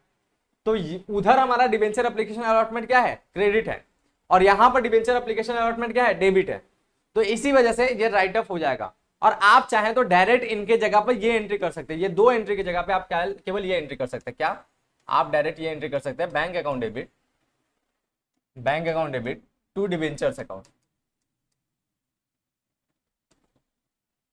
ठीक है, ये एंट्री आप कर सकते हैं। स्टेट बोर्ड में जनरली यही फॉलो होता है, खासकर यूपी बोर्ड में यही फॉलो होता है, ठीक है, बात समझे? आप डायरेक्ट निर्गमन के लिए ये एंट्री कर सकते हैं, बात समझ में आए? ये दोनों एंट्री की जगह बात, तो यही हमें जो है हमारे क्वेश्चन में यही वाली एंट्री करना को मिलेगा जो एग्जाम होगा। एग्जाम बोर्ड के एग्जाम में जो क्वेश्चन पूछेगा ना, तो इसी तरह से जब सम मूल्य पे निर्गमन और सम मूल्य पे शोधन की आपकी प्रविष्टि करना है तो आपको बस यही एंट्री करना है, bank account debit to debentures account कितने रुपए से? 100 रुपए से, क्योंकि मुख्य रूप से यही प्रभाव पड़ रहा है भाई, मुख्य रूप से देखा जाए तो यही प्रभाव पड़ रहा है। बैंक अकाउंट डेबिट हो रहा है, ये बचा रह रहा है, और ये जो क्रेडिट वाला है ये यहाँ पर जाकर राइट ऑफ हो जा रहा है, डेबिट हो गया, तो बात खत्म हो रहा है। डिबेंचर अकाउंट बचा रह रहा है, तो मुख्य रूप से ये दोनों बचा रहा है ना, तो यही एंट्री हो जा रहा है, ठीक है। बात क्लियर है? तो हम हर बार आपको वो वाला एंट्री बताते चलेंगे जो आपका मुख्य पड़ेगा, ठीक है। अब अगली बात देखिए, अब जो है क्योंकि ये निर्गमन की बात हो गया, शोधन के समय क्या होगा? ये निर्गमन की एंट्री है, bank account debit to debentures account, जब उस शर्त पे निर्गमन होगा। शोधन के लिए क्या होगा? तो शोधन के लिए आपको क्या होगा? पहले पैसा अंशधारियों में देय होता है, फिर अंशधारियों को उस पैसे का भुगतान हो जाता है। क्योंकि सम मूल्य पे शोधन हो रहा है तो ड्यू होगा। तो debentures account debit to debenture holder account, पैसा डिबेंचर होल्डर को देना है, तो ये हमारा एंट्री होगा। और फिर डिबेंचर होल्डर को पेमेंट हो जाएगा, तो debenture holder account debit to bank account. तो आपको ये एंट्री याद रख लेना, इसकी एंट्री आपको करनी नहीं है बोर्ड में, ऐसे इस एंट्री को नहीं करना है, शोधन की एंट्री नहीं करना रहता है, बस निर्गमन की एंट्री ही पूछता है। ठीक है, तो ये भी आप समझे रहिए, ये भी याद रखे रहिए, क्योंकि अब शोधन वाला सिलेबस से हट भी गया है लगभग सारे जगहों से, तो मुख्य रूप से इस तरह से आपको आता नहीं है। ठीक है, तो आपको जो है ये वाली एंट्री मुख्य रूप से याद करना है और इसे आप समझ के रखिए ताकि भविष्य में आपके काम दे। अब बाई चांस अगर बोर्ड में आ भी गया तो यार समझे रहेंगे तो ये भी कर लेंगे, है कि नहीं बात। ठीक है, तो ये हो गया हमारा शोधन के लिए, डिबेंचर में ड्यू, डिबेंचर होल्डर में ड्यू और डिबेंचर होल्डर को पेमेंट हो गया। ठीक है, अब दूसरा कंडीशन क्या हुआ, पहला वाला हो गया प्रीमियम पे निर्गमन, सममूल्य पे निर्गमन, सममूल्य पे शोधन। अब दूसरा हो गया क्या, जब ऋण पत्रों का निर्गमन प्रीमियम पर हो और शोधन सममूल्य पर हो। अब बोल रहा है क्या कि निर्गमन आपका प्रीमियम पे हो जाएगा लेकिन शोधन किस पे होगा, सममूल्य पर होगा, तो कैसे एंट्री होगा, तो देखिए। तो इसके लिए यहाँ पे उदाहरण बताया कि 100 रुपए वाला मूल्य का एक 10% प्रीमियम पे अर्थात 110 पे निर्मित किए जाते हैं ऋण पत्र को, और इसका शोधन सममूल्य पर अर्थात 100 रुपए पर किया जाता है, तो इसकी प्रविष्टि अग्र प्रकार से है। 100 रुपए का था 10% प्रीमियम पे, यानी 10 रुपए प्रीमियम हो गया, टोटल 110 का हमारा जो है ऋण पत्र का निर्गमन हुआ। तो क्या एंट्री बनेगा, एंट्री बनेगा bank account debit to debenture application and allotment account, 110 रुपए यहाँ पर हो जाएगा भाई। ठीक है, यहाँ पर कितना हो जाएगा, 110 रुपए। ठीक है, 110 रुपए से आपने क्या किया, इसका जो है ले लिया, प्राप्त कर लिया।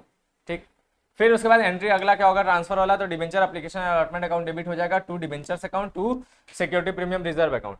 डिबेंचर्स में 100 रुपए, सिक्योरिटी प्रीमियम रिजर्व में कितना होगा, 10 रुपए, दोनों मिला के 110 रुपए। ठीक है, अब यहाँ भी देख रहे हैं कि राइटअप हो रहा है, क्या राइटअप हो रहा है, ये डिबेंचर एप्लीकेशन अलॉटमेंट यहाँ भी 110 का है, ये क्रेडिट है और यहाँ डेबिट है, तो ये दोनों हो जाएगा राइटअप। यानी मेन एंट्री क्या बनेगा, मेन एंट्री बनेगा bank account debit to debentures account to security premium reserve account. ठीक है, ये एंट्री आपका मेन बनेगा, इन दोनों की जगह एक entry, bank account debit to debentures account to security premium reserve account, कितना रुपया, डिबेंचर्स में 100 रुपया, सिक्योरिटी प्रीमियम रिजर्व में 10 रुपया, दोनों मिला के 110 रुपया बैंक में, ये आपकी एक एंट्री बन जाएगी। और जब शोधन होगा सममूल्य पे तो सेम तरीके से शोधन होगा, ड्यू होगा डिबेंचर्स टू डिबेंचर होल्डर हो गया और पेमेंट होगा debentures to debenture holder to bank account, तो सेम टू सेम पेमेंट वाली एंट्री हो जाएगी। ठीक बात, क्लियर हो गया।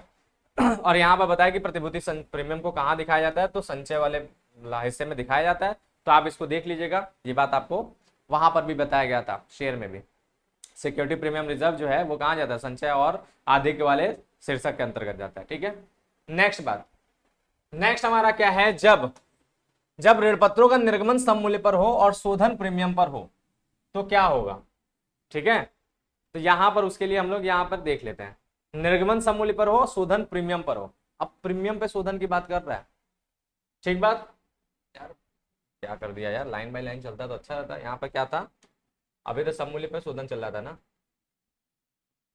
प्रीमियम पे शोधन कहाँ से, पहले तीसरे पे आ गए, एक सेकंड देख लेते हैं, कुछ छूट गया है क्या, प्रीमियम पे शोधन, प्रीमियम पर छठ हुआ है ना पूरा, छूट पर और शोधन सममूल्य पर यहाँ पर दे दिया, चलो ठीक है, पूरा दिया हुआ है, हाँ ठीक है भाई।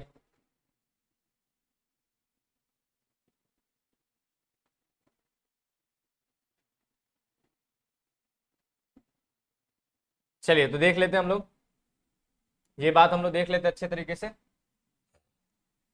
क्या बोल रहा है कि जब ऋण पत्रों का निर्गमन सममूल्य पर और शोधन प्रीमियम पर हो तब। अब ध्यान से देने वाली बात यह है कि आप जब शोधन प्रीमियम पे करेंगे, यानी उसका भुगतान के समय आप ऋण पत्र की जो अमाउंट उससे ज्यादा पेमेंट करेंगे, तो कंपनी के तौर पे आपको हानि होगा कि नहीं होगा, हानि होगा ना। 100 रुपए की चीज का अगर आप 110, 125, 130 रुपए भुगतान करेंगे तो जाहिर सी बात है हानि होगा। तो इस हानि को हम लोग क्या कहते हैं, loss on issue of debentures. ठीक है, इस हानि को हम लोग कहते हैं loss on issue of debentures, इस नाम से हम लोग शो करते हैं। ठीक है, और ये हानि है तो क्या होगा, एंट्री में हमारा डेबिट होगा। बात क्लियर है, तो इस तरीके से हमारा होगा। अब चलो क्या एंट्री बनेगा, ध्यान दीजिए, एंट्री बनेगा, पहले इस चीज को समझिए कि क्या हो रहा है, निर्गमन सममूल्य पर हो रहा है, शोधन प्रीमियम पर हो रहा है। तो देखिए 100 रुपए का एक ऋण पत्र सब मूल्य पर अर्थात 100 रुपए पर ही निर्मित किया जाए और इसका शोधन 10% प्रीमियम पे अर्थात 110 पर किया जाए तो इसकी प्रविष्टियां निम्न प्रकार से की जाती है। कैसे की जाती है भाई, देखो हमारा एंट्री बनेगा निर्गमन के लिए, bank account debit to debenture application allotment account, 100 रुपए पे निर्गमन है सममूल्य पे, तो सममूल्य पे हम लोग लिख लिए, और जब हम लोग इसको ट्रांसफर करने पे आएंगे तो हमारा हो जाएगा debenture application allotment account debit, loss on issue of debentures account debit, क्योंकि प्रीमियम पर शोधन था इसलिए loss on issue of debentures account debit to debentures account to premium for premium on redemption of debenture account. जब debenture का premium पे शोधन होता है ना, तो प्रीमियम को यहाँ पे क्रेडिट में शो करते हैं इस तरह से, वो भी क्या लिख करके, premium on redemption of debenture account, क्योंकि निर्गमन के प्रीमियम को सिक्योरिटी प्रीमियम रिजर्व करते हैं, शोधन के प्रीमियम को premium on redemption of debenture account करते हैं। ठीक है, इस तरह से हम लोग ये एंट्री कर लिए। अब इन दोनों एंट्री को देख करके आपको जो है क्या करना है, आप जानते हैं कि इसको आप राइट ऑफ कर सकते हैं, तो इसको हटा लीजिए। हमारा यानी मुख्य एंट्री यही बनेगा बैंक अकाउंट डेबिट 100 रुपए से, loss on issue of debentures account debit 10 रुपए से, टू डिबेंचर्स अकाउंट 100 रुपए से, और to premium on redemption of debentures account 10 रुपए से। तो ये हमारी मेन एंट्री बन जाएगी। ठीक है, एक एंट्री, इसी एक एंट्री में ये दोनों का समावेश हो जाएगा। ठीक, बात क्लियर है, बात समझ में आया। चलो अब क्योंकि शोधन प्रीमियम पे हो रहा है तो हमारा शोधन के लिए ड्यू की तरीका बदल जाएगा। जब शेयर होल्डर में अमाउंट ड्यू होगा तो किस तरह से होगा debentures account debit premium on redemption of debentures account debit to debentures holder. Debentures का 100 रुपया, प्रीमियम का 10 रुपया, दोनों मिला के डिबेंचर होल्डर को 110 रुपया मिलना है, और फिर हमारा पेमेंट हो जाएगा debenture holders to bank account 110 रुपया डिबेंचर होल्डर को यहाँ पे पेमेंट हो जाएगा। ठीक है, तो ये हमारा जो होगा उसका पेमेंट का होगा। फिर इसी तरह हमारा नेक्स्ट हम लोग देख लेंगे। नेक्स्ट हमारा क्या है, इसका चिट्ठा में कैसे प्रस्तुतिकरण होगा, आप लोग नोट्स में देख लीजिए, आराम से सारी बातें समझ में आएगा, और ये आप जब बैलेंस शीट याद करेंगे तो ज्यादा समझ में आएगा। तो अभी फिलहाल हम इसको उतना एक्सप्लेन नहीं करते हैं, आप इसको देख लीजिए, पढ़ लीजिए, और बैलेंस शीट जब याद रखेंगे तो आपको पता चल जाएगा कि कहां पे कौन सा हेडिंग होता है और कैसे इसको शो करते हैं। ठीक है, चलो भाई नेक्स्ट हमारा क्या है, नेक्स्ट हमारा जो है कि जब ऋणपत्रों का निर्गमन प्रीमियम पर और शोधन प्रीमियम पर हो, निर्गमन भी प्रीमियम पे हो रहा है और शोधन भी प्रीमियम पर हो रहा है। ठीक है, तो समझने वाली बात है। हो जाएगा बैंक जो है 100 रुपए का एक ऋणपत्र है 10% प्रीमियम पे अर्थात 110 पर निर्मित की जाए, और इसका शोधन 15% प्रीमियम पर अर्थात 115 पर किया जाए, तो इसकी प्रविष्टियां निम्न तरीके से होगी। कैसे होगा, तो हमारा एंट्री होगा bank account debit to debenture application allotment account, कितना रुपए, 100 रुपए का था, 110 पे निर्मित हो रहा है तो 110 रुपए यहाँ पर हम लोग लिख दिए। ठीक है, और जब ट्रांसफर करने की बात होगी तो क्या होगा, debenture application allotment account debit हो जाएगा, loss on issue of debentures account भी डेबिट होगा, क्योंकि प्रीमियम पे शोधन है। जब जब प्रीमियम पे शोधन होगा तब loss on issue of debenture account debit होगा। ठीक है, तो bank account debenture application allotment account debit 110 रुपए, loss on issue of debentures account जो है 15 रुपए जितना प्रीमियम था शोधन के लिए, फिर to debentures account, to premium on redemption of debentures account, और to security premium reserve account. ठीक है, यहाँ पर एक जो है सिक्योरिटी प्रीमियम रिजर्व होगा। ठीक है, सिक्योरिटी प्रीमियम रिजर्व अकाउंट, ये वाला नहीं होगा यार, अमाउंट भी देख के करना पड़ेगा ना, ये वाला। ठीक है, निर्गमन वाला है हमारा, तो हम लोग इसको क्या करते हैं, निर्गमन वाले प्रीमियम को सिक्योरिटी प्रीमियम रिजर्व अकाउंट करते हैं। ठीक है, तो ये समझ लीजिए। तो हमारा क्या हो गया, debenture application allotment account debit, loss on issue of debentures account debit to debentures account, to security premium reserve account, क्यों, क्योंकि निर्गमन पे भी प्रीमियम है, और to premium on redemption of debentures account, क्योंकि शोधन पे भी प्रीमियम है। शोधन के प्रीमियम को इसमें डाल दिया 15 रुपया, निर्गमन के प्रीमियम को इसमें डाल दिया 100 रुपया 10 रुपया। डिवेंचर्स हमेशा सममूल्य के बराबर से ही होगा क्रेडिट, और प्रीमियम वाले रिडम्पशन हमारा हानि है तो वो हमने लॉस में डाल दिया 15 रुपया, और हमारा टोटल हमने कितना रुपए में निर्गमन किया है, तो हम लोग 110 रुपए में निर्गमन किया, तो 110 रुपए यहाँ पर चला जाएगा। ठीक है, अब इसी को क्या करना होगा, इसी को हम लोग जो है दोनों एंट्री की जगह एक एंट्री कर सकते हैं, तो ये अपने आप राइट ऑफ हो जाएगा। तो राइट ऑफ हो जाएगा तो सिंपल सी बात है, हमारा एंट्री बनेगा bank account debit, loss on issue of debentures account debit to debentures account, to security payment reserve account, to premium redemption of debentures account. ठीक है, यही बात है, बस इसकी जगह बैंक अकाउंट हो जाएगा। आप यही बात समझिएगा, हर बार जब भी ऐसा होगा तो इसकी जगह बस बैंक कर देंगे, आपने ऑटोमेटिकली यही वाला एंट्री हमारा मेन एक एंट्री बन जाएगा। ठीक है, बात क्लियर है। चलो भाई नेक्स्ट हमारा, क्योंकि शोधन किस पे हो रहा है, प्रीमियम पे हो रहा है, तो सेम उसी तरह से होगा, debentures account debit premium redemption of debentures account debit to debenture holder, 100 रुपए का था, प्रीमियम 15 रुपया था, दोनों मिला के 115 रुपया, और फिर पेमेंट हो गया debentures holders to bank account, payment हो गया 115 रुपए का। तो जब भी ड्यू होगा पेमेंट होगा, यही होगा शोधन के लिए। ठीक है, नेक्स्ट हमारा है चिट्ठा में कैसे दिखाया जाएगा, देख लीजिए आराम से, इसको समझ लीजिएगा याद करते हुए। ठीक, अगली बात देख लेते हैं। तो अगली बात हमारा क्या है, जब ऋणपत्रों का निर्गमन छूट पर हो और शोधन समूल्य पर हो। अब यहां पर हानि नहीं होगा, अब इसको आप हानि मत समझ लीजिएगा कि हमारा जो है कि ऋणपत्रों का निर्गमन छूट पर और शोधन समूल्य पर हो, नहीं, ये तो आपने जो है ऋणपत्रों को छूट पे निर्गमन किया, ये आपकी मर्जी थी। ठीक है, तो इसको हानि के तौर पे आप मत समझिएगा, हानि तभी मानी जाएगी जब आप क्या करेंगे, जब आप शोधन प्रीमियम पे करेंगे, वरना ऐसे हानि नहीं मानी जाएगी। ठीक है, तो यहां पर क्या होगा, यहां पर एंट्री आपका देख लीजिए, इस तरह से आपको उदाहरण से समझना होगा कि 100 रुपए का एक ऋण पत्र था, 10% छूट पर, यानी 90 रुपए पर निर्मित किया जाए और इसका शोधन समूल्य पर अर्थात 100 रुपए पर किया जाए, तो इसकी प्रविष्टि क्या होगी? तो देखो भाई, इसकी प्रविष्टि होगा bank account debit to debenture application allotment account, कितने रुपए? 90 रुपए, जितने पे निर्गमन हो रहा है वही अमाउंट यहाँ पे लिखना है, ठीक है। और फिर हमारा debenture application allotment account debit, discount on issue of debentures account debit, कटौती पे निर्गमन हो रहा है इसलिए, और टू डिबेंचर्स अकाउंट, ठीक है। अमाउंट कितना जाएगा? 100 रुपए डिबेंचर्स का, 10 रुपए कटौती पे निर्गमन हुआ, दोनों मिला के अब मतलब माइनस करके 90 रुपए हमारा निर्गमन का मूल्य हो गया। अब इन दोनों की जगह एक एंट्री होगा, और एक एंट्री में क्या होगा, इसी की जगह आपको क्या करना है, इसको हटा देना है इन दोनों को, इसकी जगह पे आपको बैंक कर देंगे तो ऑटोमेटिकली आपका बन जाएगा, यानी bank account debit discount on issue of debentures account debit to debentures कर दो, तो यही मेन एंट्री हो जाएगा हमारा एक, दोनों की जगह, ठीक है। फिर इसके बाद क्या करना है, फिर इसके बाद हमारा जो है, क्योंकि सम मूल्य पे शोधन हो रहा है तो हम लोग ड्यू करेंगे, debentures account debit to debenture holder 100 रुपए से, और debenture holder to bank account 100 रुपए से, पेमेंट हो गया, ठीक है। डिस्काउंट और इशू ऑफ डिबेंचर्स को कहाँ दिखाते हैं, ये हमारा बैलेंस शीट के अंदर ये हमारा दे दिया है, आप इसको देख लीजिएगा। नेक्स्ट बात हमारा क्या आता है, अगला छठा लास्ट, और ये बहुत इंपॉर्टेंट है, ठीक है। इसमें बड़ा कंफ्यूजन होता है बच्चों को, जबकि आसान है, बहुत ज्यादा कठिन नहीं है। जब ऋण पत्रों का निर्गमन छूट और शोधन प्रीमियम पर हो, निर्गमन भी कम मूल्य पे हो रहा है और शोधन ज्यादा मूल्य पे हो रहा है, ठीक है। अब यहां पर लॉस की बात होगा क्योंकि शोधन प्रीमियम पे हो रहा है, ठीक है। तो हमारा क्या एंट्री बनेगा इस तरह से, 100 रुपए के एक ऋण पत्र जो है 10% छूट यानी 90 रुपए पर निर्मित किया जाता है, और इसका शोधन अर्थात 10% प्रीमियम यानी 110 पर किया जाए, तो इसकी प्रविष्टि निम्न प्रकार से होगी। तो पहले निर्गमन होगा तो bank account debit to debenture application allotment account 90 रुपए, क्योंकि निर्गमन हमारा कटौती पे हुआ है। और फिर हमारा जब ट्रांसफर करेंगे तो एंट्री करेंगे debenture application allotment account debit loss on issue of debentures account debit, ठीक है। अब कहेंगे कि सर यहाँ पे डिस्काउंट भी तो है, discount on issue of debenture भी तो होना चाहिए। हाँ, ये आप ये भी कर सकते हैं, आप ये भी कर सकते हैं कि आप दोनों लिख दें, discount on issue of debentures account debit भी कर दें, फिर उसके बाद loss on issue of debentures account कर दें, दोनों अलग दिखा दें, निर्गमन की कटौती आप अलग दिखा दें और आपका loss on issue of debentures को आप अलग दिखा दें, ये भी तरीका है।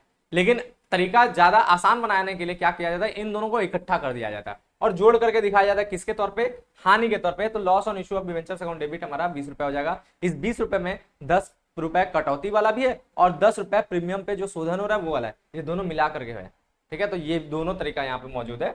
फिर आपका हो जाएगा to debentures account to premium on redemption और डिबेंचर्स अकाउंट, प्रीमियम रिडेम्पशन पे कितना है, 10 रुपए है, डिबेंचर्स का मूल्य 100 रुपए है, लॉस आपका 20 रुपए होगा, 10 रुपए कटौती, 10 रुपए प्रीमियम, और 90 रुपए का आपका यहाँ पे क्या है, निर्गमन हुआ था, ठीक है।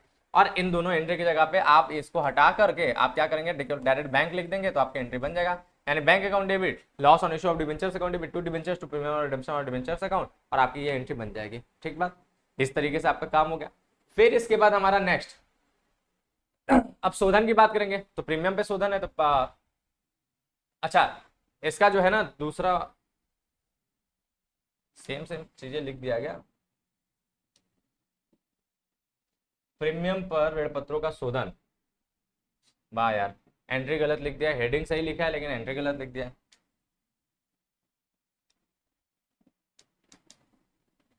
ये एंट्री पूरी तरह से गलत लिख दिया गया है, ठीक है। हम इसको बता दे रहे क्या होगा, प्रीमियम पे ऋण पत्रों का शोधन होगा ना, तो शोधन की एंट्री करना तो पहले ड्यू होगा, तो पहले ड्यू की एंट्री क्या हो जाएगी, ड्यू की एंट्री हो जाएगी debentures account debit to debenture holder account, और प्रीमियम पे शोधन है ना, तो डिबेंचर्स अकाउंट डेबिट, ठीक है, premium on redemption of debentures account debit, premium on redemption of debentures account debit to debenture holder, ठीक है, टू डिबेंचर होल्डर,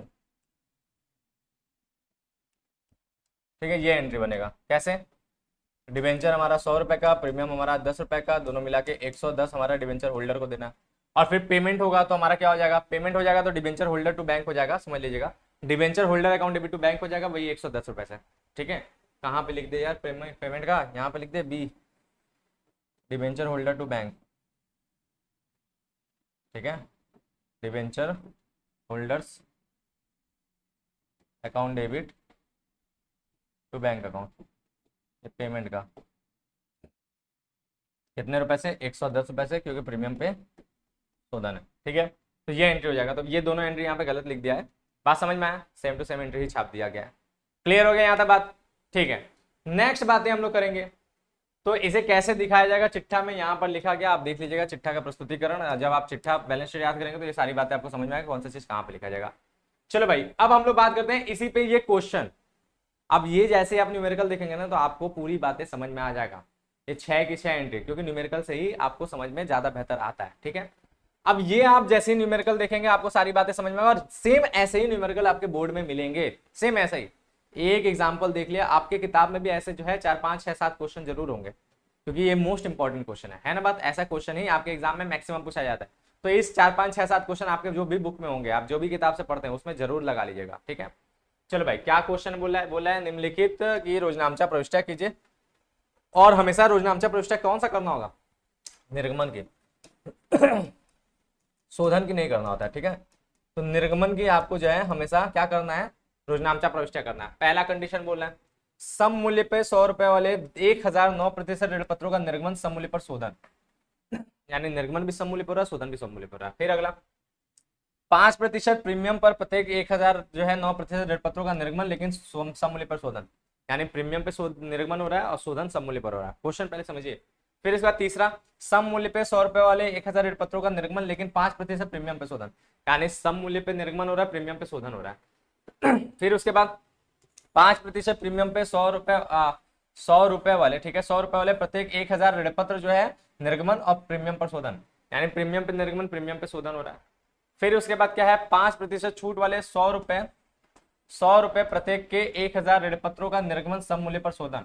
अब क्या हो रहा है, छूट पे निर्गमन है और सम मूल्य पे शोधन है। और फिर अगला क्या है, छूट पर जो है 100 रुपए वाले प्रत्येक 1000 ऋण पत्रों का निर्गमन लेकिन 5% प्रीमियम पे शोधन, यानी छूट पे निर्गमन है और प्रीमियम पे शोधन है। तो 6 कंडीशन का यहाँ पे एंट्री आ गया। अब देखिए हम लोग फटाफट इस एंट्री को करके दिखा देते हैं आपको। देखो भाई, सबसे पहला हमारा क्या हो रहा है, एंट्री करेंगे हम लोग। सबसे पहला अगर हम लोग एंट्री करेंगे तो क्या हुआ है, पहला हमारा ये है ना, हम लोग इस तरह से समझते भी चलते हैं। देखो भाई, पहला में यही बोल रहा है किस पे, सम मूल्य पे निर्गमन है ना बात, सम मूल्य पे निर्गमन है। कंडीशन भी आपको पता चलना चाहिए। अच्छा, इसको हम इस तरह से कर लेते हैं, सम मूल्य का अमाउंट ही डाल देते हैं ताकि आपको ये पता रहे कि सम मूल्य क्या है, निर्गमन क्या है। ठीक है, पहला वाला क्या है, 100 रुपए पे निर्गमन है और शोधन कितने पे है, यहाँ पे हम निर्गमन की बात करते हैं, इशूड। ठीक है, यहाँ पे शोधन को हम लोग रिडम्पशन। ठीक है, इससे हमें पता चल जाएगा कि इस पे कौन सा निर्गमन है, कौन सा वो है। तो 100 रुपए पे इशू है और निर्गमन किस पे, सम मूल्य पे ही, यानी 100 रुपए पे। ठीक है, तो सम मूल्य पे निर्गमन है, सम मूल्य पे शोधन है, तो आपकी एंट्री क्या बनेगी, सम मूल्य पे निर्गमन, सम मूल्य पे शोधन, सेम टू सेम आपकी एंट्री क्या बनेगी, आराम से निर्गमन कर लेंगे हम लोग, लिखेंगे bank account debit, bank account debit to debentures account. इकट्ठा हम लोग जो है एक सिंगल एंट्री वाला हम कर रहे हैं। ठीक बात, ये हो गया हमारा। अच्छा, 9% डिवेंचर, यहाँ पे नाम लिखा है तो 9% लिख देंगे, 9% डिवेंचर का अमाउंट कैसे जाएगा भाई, हमारा यहाँ पर पता चल रहा है कि हमारे पास टोटल ऋण पत्र है 1000 और अमाउंट यहाँ पे 100 रुपए है, तो 1000 गुणे 100 कर देंगे तो कितना हो जाएगा, 1 लाख। ठीक है, 1 लाख यहाँ पर हमारा अमाउंट हो गया। सम मूल्य पे निर्गमन, सम मूल्य पे शोधन, इस तरह से हमारा ये निर्गमन हो गया पहला। दूसरा हमारा क्या होगा, दूसरा में देखिए, दूसरा में क्या बोल रहा है कि हमारा 5% प्रीमियम पे निर्गमन है और सम मूल्य पे शोधन है। तो दूसरा हमारा ये पता चल रहा है कि 5% प्रीमियम पे निर्गमन है, यानी 105 पे निर्गमन है और सम मूल्य पे शोधन है। ठीक है, निर्गमन प्रीमियम पे, शोधन सम मूल्य पे। ठीक है, तो हमारा एंट्री क्या बनेगा, देख लीजिए। हमारा एंट्री बनेगा बैंक अकाउंट डेबिट, निर्गमन प्रीमियम पे है। ठीक है, bank account debit to debentures, to 9% debentures account, और टू हमारा क्या हो जाएगा, to security premium reserve account. निर्गमन के प्रीमियम को हम लोग सिक्योरिटी प्रीमियम रिजर्व अकाउंट करते हैं। ठीक है, ये हो गया।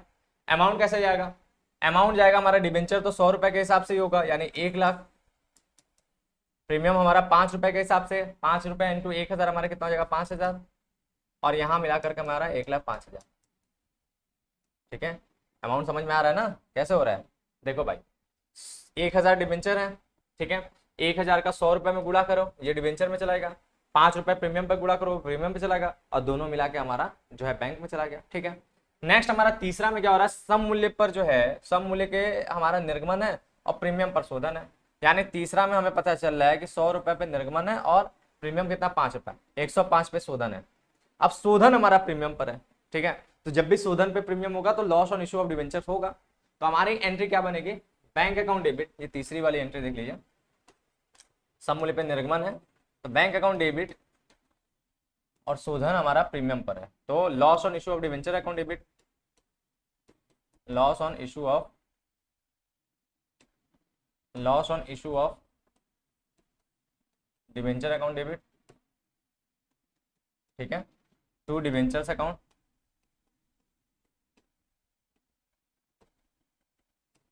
और फिर क्या होगा, to premium on redemption of debenture account,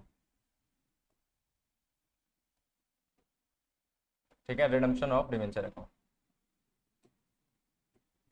ठीक है, ये हमारा हो गया।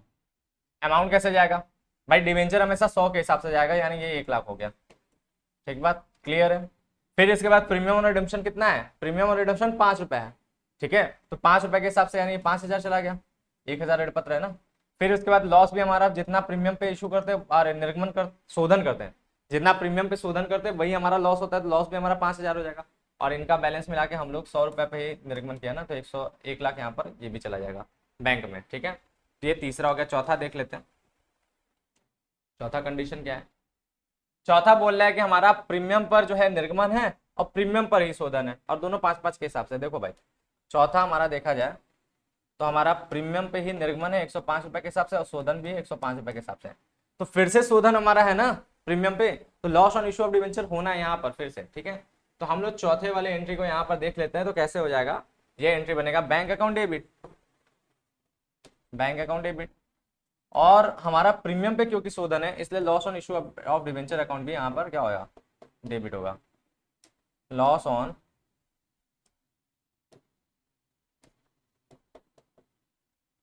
इशू ऑफ डिबेंचर अकाउंट, ठीक है, loss on issue of debenture account debit, ये भी होगा, और टू डिबेंचर्स अकाउंट हो जाएगा।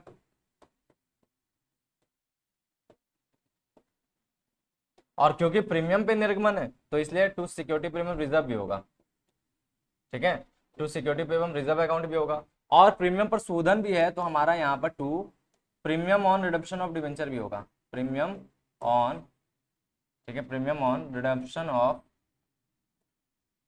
डिबेंचर, ठीक है, अकाउंट, ठीक है, premium on redemption of debenture account भी हमारा क्रेडिट हो जाएगा। और उसके बाद अमाउंट देखो कैसे जाएगा, तो देखिए डिबेंचर्स में सीधी सी बात है 100 रुपए के हिसाब से जाता है, तो ये हमारा 1 लाख हो जाएगा, ठीक है। निर्गमन की प्रीमियम भी 5 रुपए है, तो 5 रुपए के हिसाब से 1,000 से हम लोग करेंगे तो 5,000 हो जाएगा। शोधन का भी प्रीमियम हमारा 5 रुपए के हिसाब से, तो 5,000 इंटू 1,000 करेंगे तो 5,000 हो जाएगा। और जितना शोधन पे हमने प्रीमियम रखा है वही हमारा लॉस होगा, यानी लॉस में भी हमारा 5,000 हो जाएगा।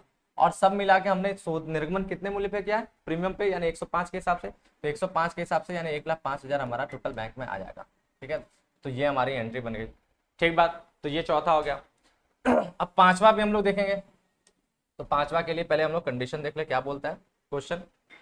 पांचवा कंडीशन बोल रहा है कि हमारा जो है छूट पर निर्गमन है, ठीक है, कितने 5% के, और सम मूल्य पर शोधन है। तो 5% छूट पर अगर हम लोग निर्गमन कर रहे हैं यानी कितने पे हो रहा है हमारा निर्गमन, 95 रुपए में, है ना बात।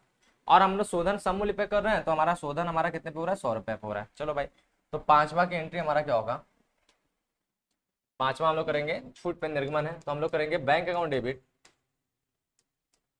बैंक अकाउंट डेबिट, और निर्गमन वाले छूट को हम लोग क्या कहते हैं, discount on issue of debenture कर देते हैं, ठीक है, discount on issue of debenture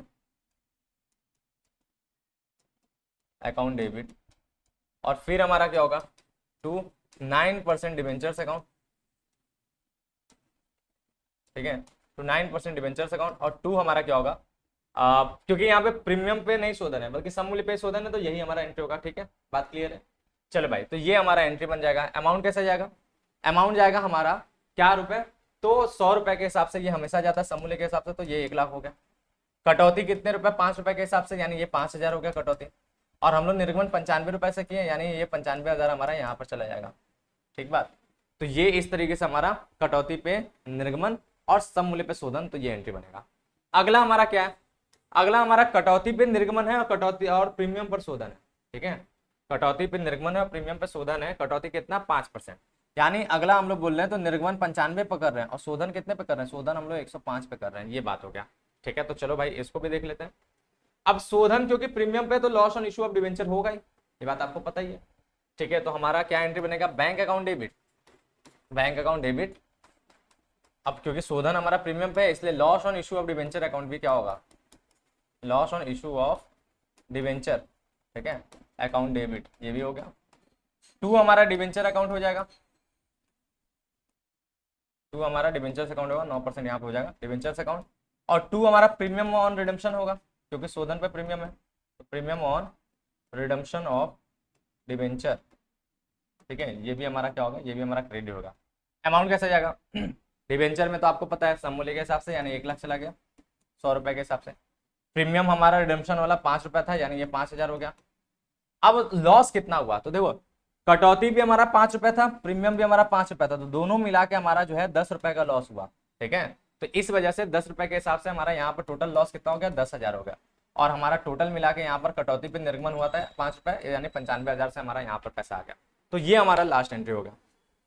तो यही 6 एंट्री हुआ, जो हमने कंडीशन आपको जनरल एंट्री में सिखाया, वही सेम कंडीशन के यहाँ पे क्वेश्चन हो गए, और आपने सारे कंडीशन की जनरल एंट्री देख लिया। अपने किताब से भी आप लोग प्रैक्टिस जरूर कर लीजिएगा, ठीक है। ऐसा ही क्वेश्चन बोर्ड में आएगा, 6 एंट्री पूरे मार्क्स देके जाएंगे, समझे बात। सोचो लॉन्ग क्वेश्चन में आएगा 8 नंबर 10 नंबर, जहां जितने का भी आप लोग के यहाँ पूछता है, जैसे यूपी बोर्ड में 10 का पूछता है, ठीक है, तो 8 नंबर 10 नंबर 6 नंबर जितने भी आता है, आपको पूरे नंबर देके जाएगा, केवल कुछ एंट्री, ठीक है। तो ये आप लोग जरूर प्रैक्टिस करिएगा, और बहुत आसान भी है, क्योंकि रटा रटाया चीज होता है, हर बार हो जाता है। अब आगे हम लोग बात करते हैं ऋणपत्रों के शोधन की विधियां। ये आपके थ्योरी के तौर पे लॉन्ग में पूछा जाता है कि ऋणपत्र का शोधन कितने प्रकार से होता है, उसकी क्या क्या विधियां, ठीक है। तो देखो भाई, विधियों के तौर पे अगर हम लोग देखें तो सबसे पहला ऋणपत्रों के भुगतान के यानी शोधन की विधियों में अगर हम लोग बात करें तो 5 प्रकार से शोधन किया जाता है। पहला एक मुश्त भुगतान विधि, दूसरा वार्षिक किस्त भुगतान विधि, तीसरा खुले बाजार में क्रय विधि, चौथा परिवर्तन विधि, और पांचवा एक निर्धारित अवधि के बाद भुगतान, ठीक है। तो ये हमारा इस प्रकार से हमारे भुगतान की विधियां हैं। नाम से सारी बातें समझ में आ रहा है, एक एक करके वैसे हम लोग ऐसे डिटेल में समझते चलते हैं। जैसे सबसे पहला अगर हम बोले एक मुश्त भुगतान विधि, नाम से ही समझ रहे हैं, लमसम मेथड इसको कहते हैं, है ना बात, लमसम मेथड। इसमें क्या होता है ना कि हमारा जो है पूरा का पूरा पैसा एक बार में भुगतान हो जाएगा, जितना ऋणपत्र धारियों को देना है ना पेमेंट, वो उनमें ड्यू करेंगे और उनका सीधे भुगतान कर देंगे, यही है हमारा। तो लिखा है इसमें, देखिए क्या, इस विधि के अंतर्गत कंपनी अवधि की समाप्ति के बाद ऋणपत्र धारियों को कुल राशि एकमुश्त देकर ऋणपत्रों को शोधन कर देती है। ये विकल्प जो है ना, विकल्प के रूप में पूर्व में भी भुगतान कर सकती है। अच्छा, विकल्प होता है कि पहले भी भुगतान हो सकता है, ऐसा उस ऋणपत्र में विकल्प हो सकता है, ऑप्शन हो सकता है। इस विधि के अंतर्गत कंपनी के शोधन की तिथि पूर्व से ही जानकारी रहती है और इसी के अनुरूप कंपनी अपने वित्तीय संसाधनों से नियोजित कर लेती है। इस विधि में ऋणपत्रों को लाभों में से भुगतान किया जाता है, ठीक है। अब पहले से ही हमें पता है कि हमें 5 साल बाद ऋणपत्रों का भुगतान करना है, तो 5 साल के लिए हम लोग अलग से ही विनियोजन करके हुए पैसा बचा करके रखते हैं, पैसा निकाल कर रखते हैं, और उसी पैसे का प्रयोग करके हम लोग क्या करते हैं, वो शोधन कर देते हैं, भुगतान कर देते हैं, ठीक है। तो ये हमारा एकमुश्त भुगतान विधि है। इसमें क्या होता है, इकट्ठा पैसा ऋणपत्रधारी को दे देता है उनके पेमेंट के समय, ठीक है। नेक्स्ट हमारा होता है क्या, नेक्स्ट हमारा है क्या है, वार्षिकी किस्त भुगतान विधि। अब वार्षिक किस्त भुगतान विधि में क्या होता है कि आपके ऋणपत्रों का जो पैसा भुगतान होता है ना, वो किस्त में होगा। जैसे अगर 5 लाख रुपए भुगतान करना है तो आप 5 बार में करेंगे, तो 1-1 लाख करके भुगतान करते चलेंगे, तो किस्तों में भुगतान यहाँ पर होगा। इसी को वार्षिक किस्त भुगतान विधि कहते हैं, नाम से ही आपको समझ में आ रहा है। इस विधि के अंतर्गत ऋणपत्रों की अवधि के दौरान प्रत्येक वर्ष के अंत में ऋणपत्रों का शोधन किस्तों में किया जाता है, हर वर्ष थोड़ा थोड़ा किया जाएगा। ऋणपत्रों के दायित्वों की कुल राशि को वर्षों की संख्या से भाग देकर वार्षिक किस्त की राशि निकाल ली जाती है। और किन ऋणपत्रधारियों को ऋणपत्रों के भुगतान पहले से वर्ष किया जाएगा, किनका दूसरे, किनका तीसरे या किनका चौथे वर्ष किया जाएगा, इस समस्या हेतु लॉटरी पद्धति का प्रयोग किया जाता है। ये भी याद रखिए, इसी वजह से इस विधि को लॉटरी विधि भी कहते हैं, ठीक है। इस विधि को ना लॉटरी विधि भी कहते हैं। क्यों, अगर मान लीजिए कि भाई हम लोग किस्त में भुगतान कर रहे हैं, लेकिन जब किस्त में भुगतान कर रहे हैं तो भाई ऋणपत्रधारियों में हम भेदभाव कैसे करेंगे कि तुमको पहले करेंगे, तुमको बाद में, तुमको बाद में, तो यहाँ पर भेदभाव ना हो, इसीलिए लॉटरी सिस्टम चलता है। लॉटरी सिस्टम में जिसका नाम पहले आ गया उसका पहले भुगतान होगा, जिसका बाद में आ रहा है उसका दूसरे साल, जिसका उसके बाद हो रहा है उसका तीसरे साल, जिसका उसके बाद हो रहा है उसको चौथे साल, ऐसे करके। तो ये हो जाता है, ठीक है। अब लॉटरी विधि का प्रयोग तब तक किया जाता है जब तक कि संपूर्ण ऋण पत्रों का शोधन नहीं हो जाता है। इस विधि में ऋण पत्रों को लाभों में से भुगतान किया जाता है। वार्षिक किस्त जो है कि रकम का एक समान होना आवश्यक नहीं है। अब जरूरी नहीं है कि हर किस्त एक समान ही हो, वो कंपनी के ऊपर है, डिपेंड करता है कि वो कैसे कैसे पहले साल कितना, दूसरे साल कितना, तीसरे साल कितना भुगतान करना चाहता है, ठीक है। बात क्लियर हो गया। बस ये है कि जितना भी ऋण पत्रों का देय रकम होगा उससे कुछ वर्षों में बांट देता है, किस्त बना देता है, ठीक है। इस तरह से यहाँ पर भुगतान होता है। अगला बात देखिए, अगला बात है हमारा खुले बाजार में क्रय विधि। अब ये क्या है, खुले बाजार में क्रय विधि, तो कंपनी अपने ऋण पत्रों को खरीद के भी उसका भुगतान कर देती है, यही है, ठीक है। जब एक कंपनी रद्द करने, ठीक है, जब एक कंपनी रद्द करने के उद्देश्य से स्कंद विपणि से, ठीक है, यहाँ पे स्कंद होगा, स्कंद विपणि के माध्यम से ऋणपत्रों को खरीदती है, तो ऋणपत्रों को क्रय करने और रद्द करने की क्रिया को खुले बाजार के क्रय द्वारा ऋणपत्रों को शोधन कहते हैं। एक कंपनी अपने ऋणपत्रों को खुले बाजार से क्रय करके या उन्हें तुरंत रद्द कर देती है, क्रय करके उन्हें तुरंत, या नहीं होगा, क्रय करके उन्हें तुरंत रद्द कर देती है या उन्हें निवेश के रूप में रखती है। व्यवहार में एक कंपनी अपने ऋणपत्रों को खरीदने की तब इच्छुक होती है जब बाजार में वर्तमान ब्याज के दर से ऋणपत्रों की ब्याज की दर काफी अधिक हो। अगर ऋणपत्रों की ब्याज की दर बहुत ज्यादा अधिक लग रहा है बाजार में, जबकि ब्याज की दर कम चल रहा है, तो कंपनी को हानि हो रहा है, इसलिए कंपनी क्या करता है, खुले बाजार में जाकर के अपने ऋणपत्रों को खुद ही खरीद लेता है। स्कंद मार्केट में जाकर ऋणपत्रों को खुद ही खरीद लेता है, और खुद खरीदने से क्या हो जाता है, खुद खरीदने से वो उसका शोधन कर दिया, ठीक है। अच्छा, अब खरीदने के बाद उसके बाद दो ऑप्शन है, या तो वो क्या करेगा, या तो वो उसे कैंसिल कर देगा, ठीक है, या फिर वो अपने पास ही रखा रहेगा, अपने पास एक जो है विनियोग के तौर पे, एक ऐसा जो है इन्वेस्टमेंट के तौर पे अपने ऋणपत्रों को खुद अपने पास रखा रहेगा। तो ये दोनों तरीका है। जनरली ऋणपत्रों को क्या किया जाता है, रद्द कर दिया जाता है शोधन के समय, ठीक है। तो ये बात हो गया। अब अगला बात कर लेते हैं, अगला हमारा परिवर्तन विधि। ये बात तो आपको समझ में आ ही रहा होगा। अब यहाँ पर क्या है, ऋणपत्रों का शोधन करने के लिए इसे अंश में परिवर्तित कर देते हैं, यही शोधन की ये विधि है। तो यहाँ पे लिखा है कि परिवर्तन द्वारा ऋणपत्रों को शोधन का अर्थ ऋणपत्रों को शोधन नए समता अंशों ऋणपत्रों के नए निर्गमन के द्वारा करना है, ठीक है। अच्छा, समता अंश में उसको क्या करते हैं, परिवर्तित कर देते, या तो उसी को नए ऋण पत्र पे है, अलग टाइप के नए ऋण पत्र पे भी परिवर्तन करके हम लोग इसका शोधन कर सकते हैं, ठीक है। ये नए समता अंश या नए ऋण पत्र सम मूल्य या प्रीमियम या छूट पर निर्मित किए जाते हैं। ऋण पत्रों के शोधन के इस विकल्प का प्रयोग ऋण पत्रधारियों की इच्छा या निर्गमन की शर्तों के अनुसार किया जाता है। अब ये शोधन जो परिवर्तन वाला है ना, ये ऋण पत्रधारी की इच्छा है कि वो अपना परिवर्तन कराना चाहते हैं कि नहीं, या फिर कंपनी जब ऋण पत्रों का निर्गमन करता है उसी समय वो शर्त लगाया था, उस शर्त के अनुरूप यहाँ पर क्या होगा, परिवर्तन होगा, ठीक है। तो इस तरीके से भी ऋण पत्रों का जो है शोधन हो जाता है, उनका पैसा वापस हो जाता है। और लास्ट, एक निर्धारित अवधि के बाद भुगतान। तो आप कहेंगे इसमें कौन सी बड़ी बात है यार, एक निर्धारित अवधि के बाद भुगतान तो सब में हो रहा है, लेकिन नहीं, एक निर्धारित अवधि के बाद भुगतान हो रहा है, लेकिन इस विधि को हम लोग सिंकिंग फंड विधि कहते हैं। इसमें क्या किया जाता है ना, इसमें पैसे को एक फंड में निकाल लिया जाता है जिसे शोधन कोष भी कहते हैं, ठीक है। सिंकिंग फंड, शोधन कोष, उसमें हस्तांतरित कर लिया जाता है और उसी कोष में हम लोग पैसा जुटाते चलते हैं और उसको कहीं पे विनियोग भी किए रहते हैं, उस पर ब्याज भी इकट्ठा होता रहता है। तो पैसा जुटाते जुटाते इकट्ठा ब्याज भी हो जाता है, सारा हो जाता है, और जिस डेट पे ऋण पत्र के भुगतान की तिथि आता है उस कोष को उठा करके उसी से उसका भुगतान कर देते हैं। इसी विधि को सिंकिंग फंड विधि कहते हैं। अब देखिए इसमें यही बोला है, एक निर्धारित अवधि के बाद ऋण पत्रों का एक मुश्त भुगतान करने हेतु प्रतिवर्ष लाभ हानि खाता के आधिक्य से एक निश्चित धनराशि हस्तांतरित करके शोधन कोष, जिसको हम लोग सिंकिंग फंड कहते हैं, बनाया जाता है। इस कोष में विनियोजित राशि को बाह्य प्रतिभूतियों में निवेशित कर दिया जाता है, साथ ही बाह्य प्रतिभूतियों से प्राप्त ब्याज की बाह्य प्रतिभूतियों में निवेशित कर दिया जाता है। यानी एक तो वो पैसा आप जो निकाल रहे वो भी विनियोग किया जा रहा है, उस पैसे पे जो ब्याज हो रहा है वो भी विनियोग किया जा रहा है, यानी चक्रवृद्धि ब्याज की तरह आपको पैसा मिलता है। तो आपको आसानी से बहुत पैसा आप जुटा लेते हैं और फिर शोधन के समय आराम से शोधन कर लेते हैं। फिर ऋण पत्रों के शोधन के समय निवेशों को बेचा जाता है, जो आपके विनियोग बेच दिया है उससे पैसा प्राप्त करेंगे, और प्राप्त राशि का उपयोग करके ऋण पत्रों के शोधन किया जाता है और उससे जो पैसा प्राप्त होगा उसी से आप ऋण पत्र का भुगतान कर देंगे, ठीक है। तो ये पांचों जो विधि हमने बताया ये आपके लॉन्ग क्वेश्चन में जनरली पूछा जाता है कि ऋण पत्रों के शोधन की विधियों का विस्तार से चर्चा किया। तो ये 5 विधि होते हैं, पांचों विधि को बता करके आपको पूरा का पूरे मार्क्स मिल जाने वाले हैं, ठीक है। तो बस आज हम लोग ऋण पत्रों को करते हैं समाप्त। आज की क्लास में हम लोगों ने इतना ही देखा और ऋण पत्र का हमने हर तरह के चीजों को समझ लिया। न्यूमेरिकल्स आपको प्रैक्टिस करने हैं अपने किताब से, ठीक है। आपको न्यूमेरिकल्स अपने किताब से प्रैक्टिस कर लेने हैं और जितने टाइप्स के न्यूमेरिकल्स में से जो हमने अभी बताया था लास्ट वाला न्यूमेरिकल वो ज्यादा इंपॉर्टेंट, उसको सबसे ज्यादा प्रैक्टिस कीजिएगा। बाकी जितने तरह के हमने टॉपिक्स यहाँ पे समझाए उन सभी टॉपिक्स पे एक एक क्वेश्चन जरूर निकाल करके प्रैक्टिस कर लीजिएगा, ठीक बात। तो होमवर्क हम यही बोलेंगे कि करना है प्रैक्टिस, न्यूमेरिकल का आपको जो है प्रैक्टिस कर लेना है बढ़िया से। सारे जो जिस टाइप के हमने क्वेश्चन के यहाँ पे तरीके बताए, जैसे अवशिष्ट याचना का एक कर लीजिएगा, अग्रिम याचना का एक कर लीजिएगा, फिर अति अभिदान का एक कर लीजिएगा, कोलेटरल सिक्योरिटी का एक कर लीजिएगा, ठीक है। फिर अंशों का जो है नगद के अतिरिक्त अन्य प्रतिफल का एक प्रैक्टिस कर लीजिएगा, ठीक है। सबसे ज्यादा वो वाला प्रैक्टिस कीजिएगा जिसका बोर्ड में 70% हमने चांस बोला आने का, और एक आध दो क्वेश्चन आप कटौती पे निर्गमन का, प्रीमियम पे निर्गमन का भी प्रैक्टिस कर लीजिएगा। ये सारे आप प्रैक्टिस जरूर कर लीजिएगा तो आपका पूरा ये तैयार हो जाएगा।